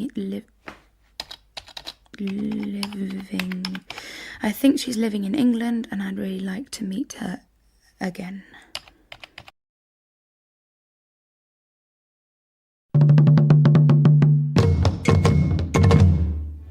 Dan, it's Ella. Can you call me back?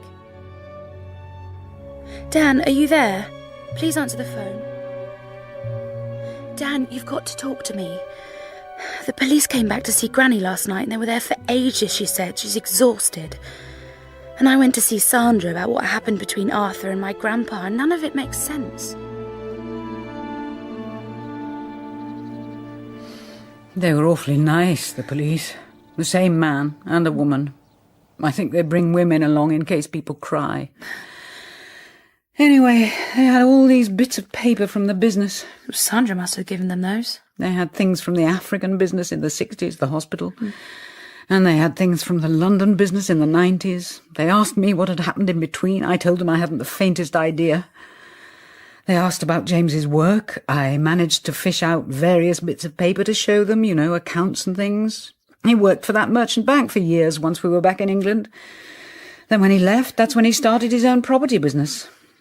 That's when Arthur was back on the scene. And then they took over the sugar factory site in 93. And Arthur died in 97. The nice policeman kept saying, "Try to remember, Mrs. Michaels, is there any reason why your husband would have had any animosity against Mr. Woodley?" And in the end I had to say to him, "It's not a matter of me remembering, Mr. Stevens. It's the simple fact that my husband, it turns out, hid from me certain facts about his life."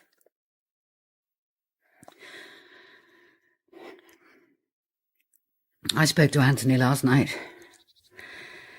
He said he's going to go to Company's house and trawl through the accounts. I don't know what he hopes to find. Sandra tipped off the police. She told me. She waited until Grandpa died. I just don't know why. I think I'm going to visit the building site again.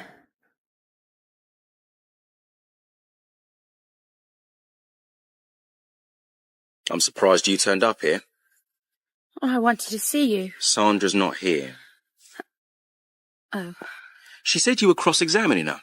Well, I thought she'd like to help. Help with what? Your family's dodgy past? You don't need to be so hostile, Dan. Sandra's a businesswoman. She wants to make this work. I want to make this work. It's like what she says when all the heritage people come round with all their regulations about this being a listed building. It's a luxury for them to wallow in the past. Sandra says that. She says what she's learned about being a Kiwi. She says, you take of the past what you need. You leave the rest behind. And what about you? Me? Mm. Look, girl. You see that brickwork up there? Yeah. It's beautiful. 1860s, that is. Now, see where it's crumbling, all that bit there with all the cracks? Mm-hmm. Well, me and the boys, we could knock it all out where it's cracked, concrete it in, and put in a fascia of red brick so it looks kind of the same, only new.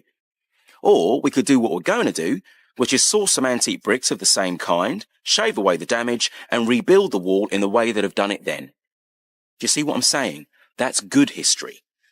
That's seeing that something's beautiful and having the knowledge to keep it that way. Whereas your family... What, my family? So they were out in Africa. So something happened and it caught up with you all when your grandpa died. Sandra's right. You take of the past what you need. You leave the rest behind. Jed sent his lad down to the library right now to research Victorian plasterwork. I just hope they show him how a book works. He'll be trying to plug it in. Well, it's all rather confusing. Go on. I found James's company, the one that now owns the site. That's all straightforward, founded in 1997. But before that, the site was owned by a company called Seacoal Limited. It goes back about 20 years, and James and Arthur are the two listed directors. James and Arthur? But we had nothing to do with him for years. I know. It's that company that buys property, like the Whitechapel development, and in 1993 it buys the sugar factory. And at that point, Sandra Kember is listed as company secretary too. But what's odd is that every so often the company makes large payments to Arthur, be it 600 there, sometimes 1,000 or so, and nothing equivalent is paid to James, apart from their equal salaries. And then, well, it might have been a tax reason, I suppose. Then in 1995, Arthur disappears from her books, and the payments stop. Oh. But the really odd thing is, in the 80s, when the company was quite new, there are 3 directors for about 5 years. James, Arthur Woodley, and a Mrs. Christina Woodley, who appears to be his wife. So he did marry again? Seems so. She's listed as a director from 1981 to 1986, and then she vanishes. How odd. After Arthur's death, James dissolved the company and started up another. He is the only director. Sandra counts as an employee, so I don't know why she's behaving as if she's in charge. Presumably because she wants to be. I think poor Ella is going to have to make some more phone calls on my behalf. And then if your Citroën is up to it, you and I should visit the sugar factory. Mary, it's Ella. The thing is, we wondered whether you'd heard of someone called Christina, who was married to Arthur in the 80s for about 5 years. I knew Christina. I know how dare he married her. Must have been one of his secrets. She was quite nice, too good for him, I thought. They ran a business together. They had flower stalls on street corners. I could never work out how they made a penny. Now, she ran off with a dahlia grower called Duncan Beck, I seem to remember. They settled, Loughton Way, Essex. Hello, is that Christina Beck? I'm sorry to bother you. I'm phoning about Arthur Woodley.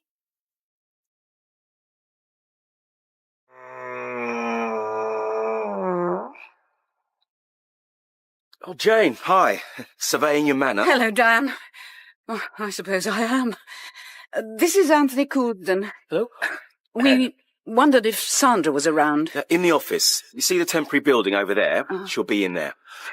Is that a Codestone figure? How did you know that? Where'd you find it? Is it some kind of nymph? Architectural salvage. She's Dolce, actually, supposed to represent sweetness for the sugar factory, you see. Oh, God, very nice. Anthony, I think we should be... Oh, yes.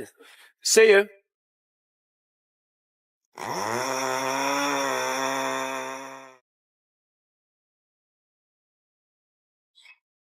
Hello, Sandra. Jane, what a lovely surprise. This is my friend Anthony. Hello. And what can I do for you? I need to know why James kept Arthur afloat financially for all those years. I need to know whether it's you who stirred up some story of mutual hatred between James and Arthur, enough to make the police come knocking at my door. Jane, I don't know what to say. Look, I've already had this conversation with Ella. My husband was making payments to Arthur's account through the business. We've seen the documents, haven't we, Anthony? You must have known about it. Why would I have known about it? You were his wife and you didn't know. I loved Arthur. Look, I know everyone finds it hard to believe. He was difficult and he had a temper and the drinking made everything worse. But he promised me things would get better and I believed him. And they would have got better if he hadn't been on Cliff's Common that night in May 1997. Look, whatever happened that night put an end to all his dreams. You can't blame me for wanting answers, Jane. If you knew so much, why did you wait until my husband died? I'd lost my man. I didn't see why you should lose yours. How very kind of you. Look, is there anything else I can help you with? No, thank you. Let's go home, Anthony. I've got some emails to check.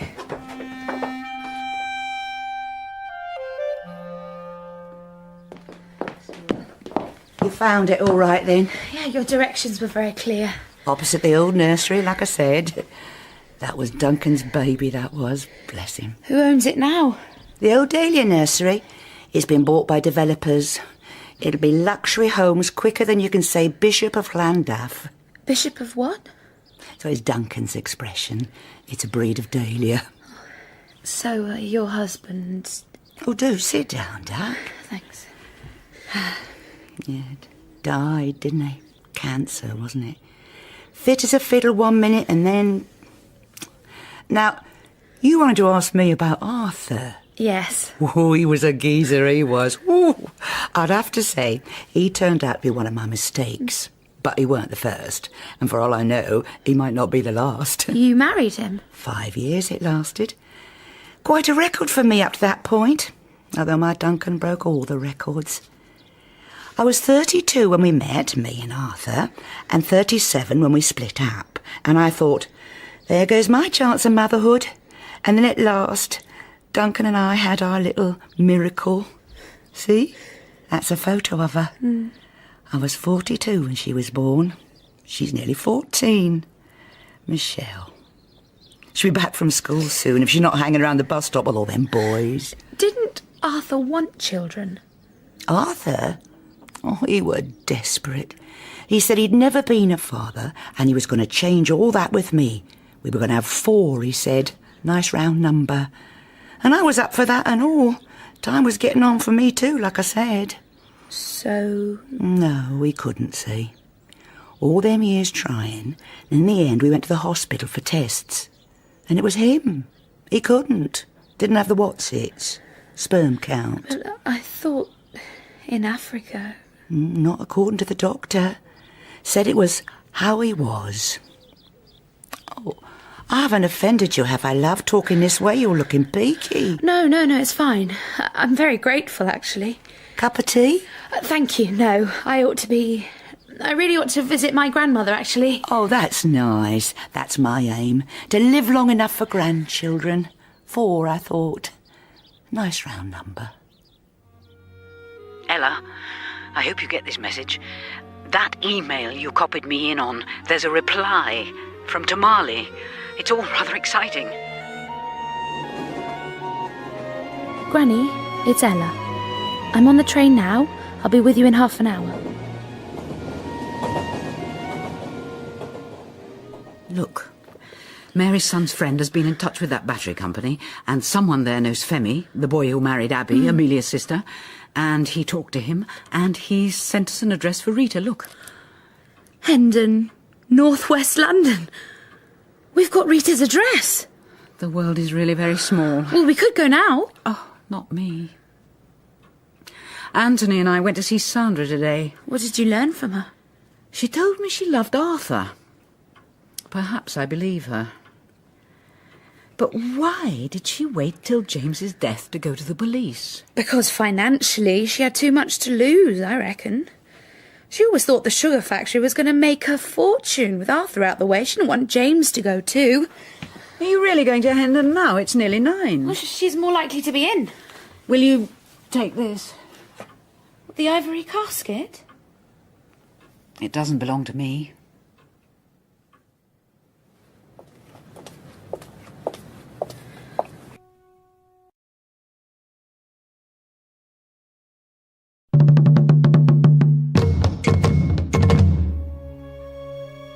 I'm looking for Rita. I am Rita. May I come in? How did you find me? I found you because the world is very small. And because I needed to. You're Amelia's daughter. Yes. You're half English. Yes. Amelia was married to Arthur. Briefly. And Arthur couldn't have children. You know who I am. I don't seem to be able to get warm. It's warm in here. Perhaps I'll light the fire. I wonder how Ella's getting on. It's like cataloguing. What's like cataloguing? When everything's complete. When you've put everything in the right order. Sir Maurice's collection, for example. I've been doing the surgical instruments. The early ones, then the more advanced ones, and then the most recent ones, all in order. He's got a Lister carbolic spray, you know. Anyway, in the end, you get the whole story. But it's not just one type of thing. It's all the things. When I've catalogued the whole collection, it will be the way Sir Maurice wanted it to be. It can't end up in a junk shop then, because everything will make sense. Instead of being a jumble of lots of things, it becomes one whole thing. And that way, Sir Maurice will still be here, in the world. He'll still be remembered. So all these weeks, Ella's been cataloguing? In a way, yes. To get the whole story? Yes. I know what she's going to find. After Arthur left us, my mother married Kofi, the man I called my father. I was only small when they married. He raised me, with my brothers and sisters. But your brothers and sisters were his children, whereas you... Your grandfather loved my mother. I'm his child. I'm James's daughter. I only found out after my mother died. Everyone kept silent. Everyone thought that their silence was for the best. What happened? James and my mother were very young when they met. James was already working on building projects in Ghana. My mother was staying with relatives in the south. They fell in love. But then things were difficult with James's business. He wanted to come back to Britain. He wanted to bring her with him. So how did Arthur get involved? Arthur rescued James's business. Arthur had money. So then James and Arthur got a huge contract to build a hospital in Kumasi. But then the country was suffering. The government was losing money. There was nearly a coup. The hospital project just stopped. James was facing bankruptcy again, and Arthur was courting my mother. He still had money. I don't know where from. So did James leave your mother? James always loved my mother. I only know this from my aunt, my mother's sister. She told me all this a few years ago when my mother died. My mother knew that James wanted to go home, but she didn't want to leave. Ghana was her home. She knew she was pregnant, and she didn't want to make things difficult for James. So she didn't tell him. She took up with Arthur because he promised to look after her, and she knew she could pretend I was Arthur's child. She let James go. She thought it was for the best. But Auntie said she broke his heart. He didn't go back to England straight away. He stayed in the south with the hospital. My mother moved back up to the north. And then he met your grandmother. She was teaching, I think. They stayed in Ghana for a while, but then they left. James severed all his connections with us, with the country, with Arthur. Well, he didn't know about you. In his heart, he knew. I wish I could believe you, Anthony. But it's the opposite of cataloguing what Ella's doing. Why? All these years I've had a life that's been whole. It's been a complete thing. I've got the whole set, you might say. And what Ella will find out is going to break it all up into bits. How did you find out? I was only little when James finally left Ghana. I didn't know he was my father. I barely remembered him. Then Arthur ran away, and we were left alone. We used to get money in the post. My aunt told me later it was from James, not from Arthur. My mother wasn't well after that. Her life was hard. Why didn't she tell you about Grandpa? I think she would have done. But then she met Kofi, and we started a new life in Tamale. She had 6 more children. We were happy. He was a good man. He became my father. I grew up with him and my brothers and sisters, and he worked hard. We lived comfortably. Then I came over here to college, to Yorkshire. I studied social sciences, and then I became a social worker. I met my husband here. I had a son, Kwesi. He's 22 now. I visited my family a lot. And then my dad, Kofi, died. And then a bit later, my mum. And that was when my aunt sent for me. 1991 it was. She had a letter that my mum had written to be given to me. She said I was to see it when no harm could be done to anyone anymore. So my aunt thought that was the time. Did it tell you everything? Oh, so many questions I had. So many. I said to my aunt, where is James? Where is this father? She didn't know. England, that's all she knew. So I came back, and I did some research, and I tracked him down. And I knew where he was. But then I didn't know what to do. I didn't want to make him unhappy. Oh, it was a difficult time. It put stress on my marriage. The next time in Ghana, I asked my aunt what to do. She gave me the ivory jewel box. She said James had given it to Amelia as a parting gift. She said, there'll come a time when you need to give it back to him. So on my grandmother's doorstep. I was too late. I gave Ella that ivory casket to give to Rita. I wonder if she will. It depends who it belongs to. An object like that, it'll find its owner. It's travelled several thousand miles so far, after all. Do you know who it belongs to? I have a fair idea. Oh, Jane, please. Believe me, you don't need to worry. Sometimes, when you can't see the whole picture, you think that the box full of objects you've got is the collection, some motley jumble of old things, fountain pens and broken spectacles and shaving brushes and sherry glasses and books about elephants and maybe the odd medal from a 19th century battle or an ancient bone hairpin that doesn't fit at all with the rest of it.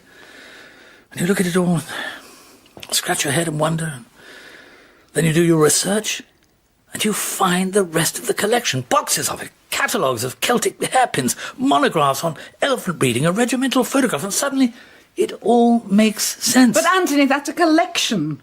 This is my life we're talking about. You just have to trust things to tell their own story. So did you ever meet James? Yes, just once. The first thing that happened was that Arthur tracked me down in England, wanted to make up for the past, as he put it. And then it turned out he was in business with James at the factory site on the river. And so I went along with it. To see James. I don't know what Arthur thought. Perhaps he really did think he was my father. Perhaps he just thought I'd have money. He had a girlfriend at the time. Red-haired girl. She seemed to really like him. Anyway, once I knew where James was, it was easy. I left him a note at work. He rang me almost at once. I was still living in Yorkshire then. This was mid-90s, summer of 96 it was. He came to Bradford, and we spent the day together. It was lovely. He was my father. He is my father. After that, he said we must see each other again, but he'd have to tell Jane first, he said. So I waited for him to do that. We spoke on the phone quite often. He told me he was waiting for the right moment. I remember I got cross at one point. I said, "There's never going to be a right moment, you just have to do it." He got upset then. Things were going badly with Arthur, I think. He had a drink problem. I knew that.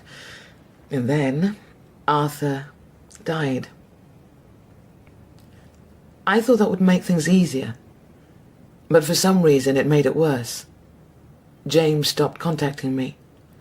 I don't know what happened. So this was 1997? Yes. I carried on with my work in Bradford. My son grew up. My marriage split up. I didn't blame my husband. I was only half a person in a way, waiting. Kwesi and I moved to London. And then my auntie died. And one day I looked at the ivory box and remembered what she said about there being a time when I'd need to give it back to James. And I thought, this is the time.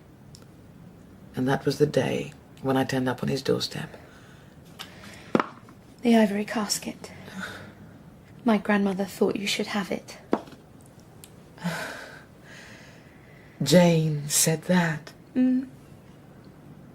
They were happy, weren't they? James and Jane. Yes. They were happy.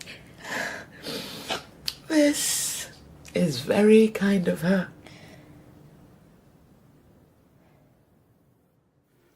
I don't believe in magic, you see, Anthony.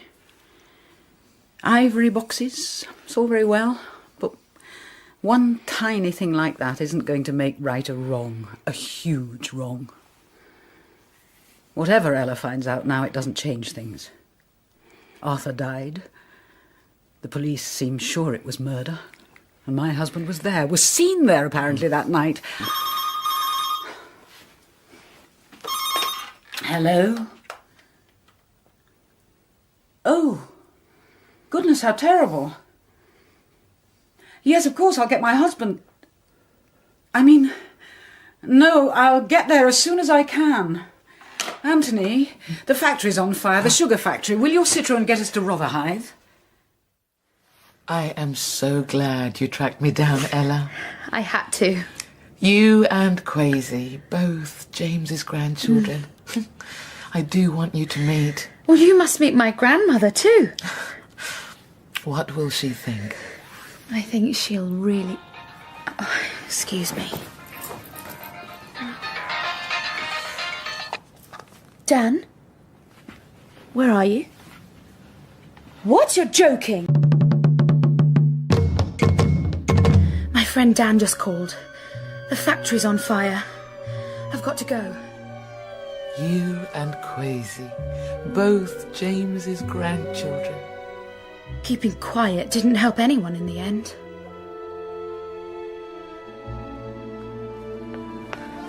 Jane, there you are. It's not as bad as we thought. The firemen were here at once. All your lovely work. No, it's all at the back, thank God. The fire's practically out. Oh. And the codestone? It's fine. Is Sandra here? We've called her. Oh, Ella, babe. Hiya. Where have you been? I've been on a very long journey. Granny, I found her. Where is she? She's sitting in the car. She's just gathering her thoughts. Oh, God. How awful. How did it start? I can't believe it. It must be us and those kids hanging around. Look, how did you find out? It was luck. I came back for the drills. We need them on the Shoreditch site tomorrow. It was just smouldering over on the east side there. Oh, thank God you were here. Jane, how awful for you. And Ella. Oh. Here she is, everyone. This is Rita. Hello. Granny, this is... I know who this is. So, as we're all here, Sandra, when you spoke to the police about my husband, what did you tell them? I told them the truth. That night that Arthur died, I was there, in those woods near where you live. Why were you there? I was looking for Arthur. Well, you know how he was in those days, drunk, broke. He'd called me earlier on that day. I'd never given up on him. I was really glad to hear from him, and I said, "Where are you?" He said I'd find him on Cliff's Common. He said everything's going to be all right. So I drove down there. It was quite late, and I walked into these woods thinking, I'm mad. What am I doing? And then I saw him, standing by a tree, staring at the ground. This is the honest truth. I ran onto that patch of land. There was a single street light. I'll never forget it. But it wasn't Arthur. It was James. James was standing there in the pool of light. He was looking down at something on the ground, and I realised that the something lying on the ground was a man. A man's body. Arthur. Why should I believe you? Because it's true. Why didn't you tell anyone before? No, I told you. You told me. You didn't want me to lose my husband as you'd lost Arthur, but that's not the whole story, is it? I'll tell you why. Without me, this factory project would never have happened. Now, Arthur kept promising me I'd be a director, but he had no power. And James would never make me a director because he didn't want to give Arthur any more influence in the business. And all the time, I was keeping it all afloat. I've put years into this project. I knew if James was sent to prison, I'd lose the whole lot. So I kept quiet. I kept quiet for as long as I could. What did you do when you saw James in the woods? I ran. Did he see you? No, I'm sure he didn't, because for the next few years, James and I worked side by side. I said nothing, and neither did he. And then James died. And I thought about what I owed to Arthur, and I thought, I owe him the truth. But why would James have done it? What motive would he have had? All I know is they grew to hate each other. They were kind of stuck together like a terrible marriage. I used to think, if James dislikes him so much, why doesn't he just buy him out of the business? It's like Arthur had some kind of hold over James. Of course he had a hold over James. If you try to keep a secret but someone else knows your secret, then that person has power over you. I don't know what you mean. I do. I know exactly what you mean, Mrs. Michaels. The reason that Arthur had power over James was that Arthur knew about me. Arthur knew that James had another child. A secret child. James meant to tell you, Jane. He wanted you to know. He wouldn't have wanted it to be this way. So when Arthur, needing money, suggested a meeting in the dark, in the woods, for heaven's sake, James did as he asked. And then, who knows, some terrible fury, some superhuman rage, enough to destroy another man, a man who had the power to destroy him as he saw it. If only James had told me. It wasn't like that, Mrs. Michaels. James wasn't angry. It was Arthur who was angry. He was drunk and abusive. You were there? Yes. I was there. Arthur had planned the whole thing. That must be why he invited you too, Sandra. He told me that James needed to see me. He told James to meet him on the common. Arthur and I arrived together. And then Arthur stumbled towards James and was pointing at me, saying he'd take me up to the house there and then, unless James gave him some money. And James was trying to reason with him. But then Arthur started talking about my mother, insulting her, using these horrible words. And I shouted at him to stop. I was so angry. And then Arthur turned to me and started laughing at me, laughing at my mother. I picked up a rock, and he was still laughing at me. And I just threw it at him. I didn't realize, I didn't think. It hit him right there on the side of his head. And he staggered backwards. He was grinning. I thought he was still laughing. And then he went limp and fell like a sack, just dropped to the ground. And I stared at him. His eyes were open. And I started to scream. And then James came and put his hand over my mouth and just held me. And he sat me down and waited until I could breathe again. And he said, "No one will ever know." He told me to go away and get on with my life. And he said, whatever happens next, you'll say it was him. And so I stood up and I began to walk away. I left James there, burying the stone. The last time I saw him, he was standing over Arthur's body, just standing there, in the light from the street lamp. My sin became his secret, but it was too heavy to bear. When I came to your house, and I heard he died, I wanted to die too. Here's the ivory casket. He loved my mother, and he loved you. You must have this now.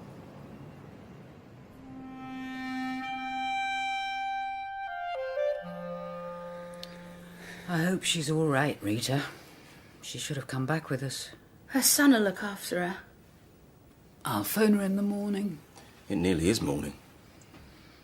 More tea, anyone? Mm-mm. No, thanks. Brandy? Where did Sandra go? She went home. She said she was okay, but she looked pretty rough to me. What's Sandra like to work with? She's good. She makes it all happen. I've never seen Jed work so hard before. I'm thinking of making her a director of the business. But she's... She hasn't done anything wrong. Well, I say that morally speaking... She kept James's secret. She thought he'd killed a man, and she kept it to herself. What about Rita? I know. Hey. Did you tell him 1 o'clock? He'll make this all about him. I put fucking money on it. Isn't Dan here yet? oh, he says he's on his way. Do you want red or white wine? I've got some Sancerre chilling. Oh, Anthony, dear, do answer that. Well, I was trying to... Do you think we need pudding forks? For goodness sake, Mother. No one has pudding forks. Hi. Oh, not in here. I meant you to show people into the living room. You must be Francis. Yes.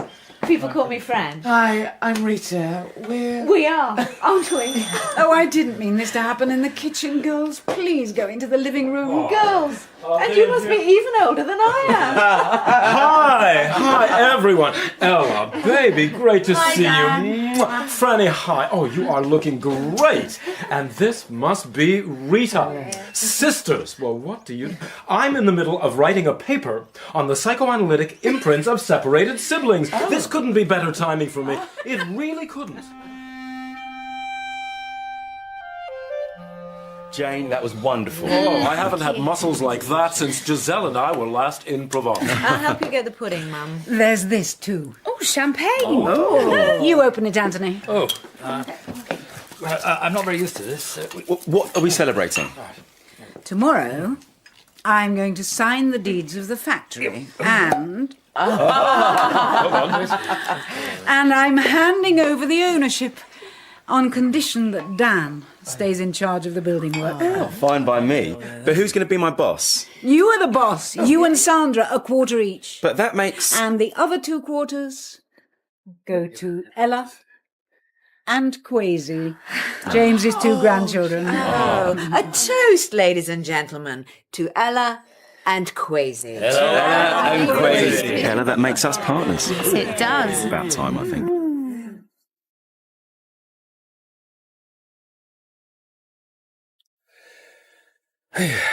I'm not used to family. No.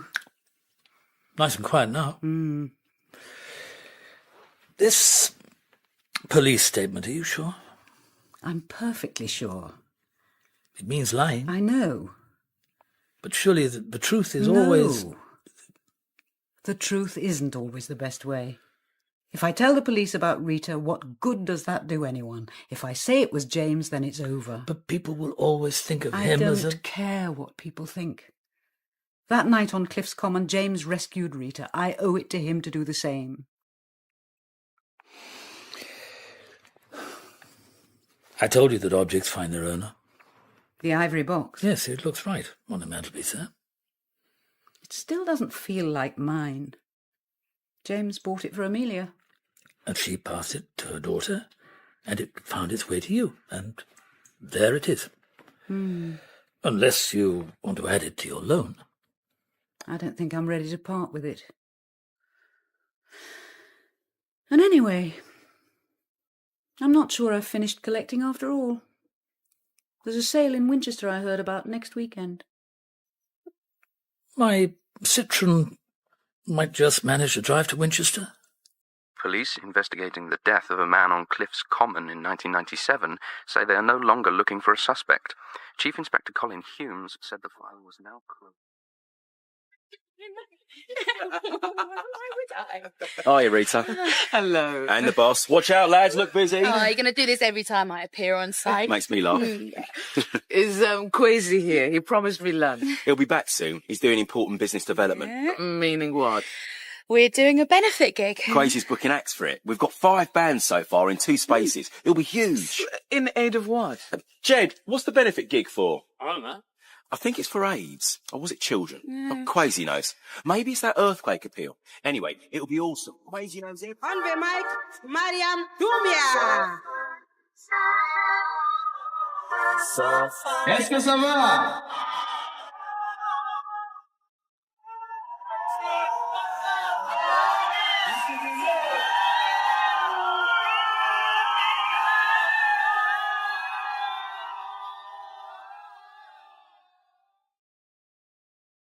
In Jane's Story by Alison Joseph, Jane was played by Elizabeth Bell, Ella by Ella Smith, Anthony by Nicholas Le Provost, and Francis by Lynn Verrill. Jeff was played by Kerry Shale, Dan by Damien Lynch, Rita by Noma Dumeswini, and Sandra by Stella Duffy. Mary was Marcia Warren, Christina was Carolyn Jones, the policeman was Anthony Glennon, and Mark was Kim Wall. The programme was produced and directed by David Hunter.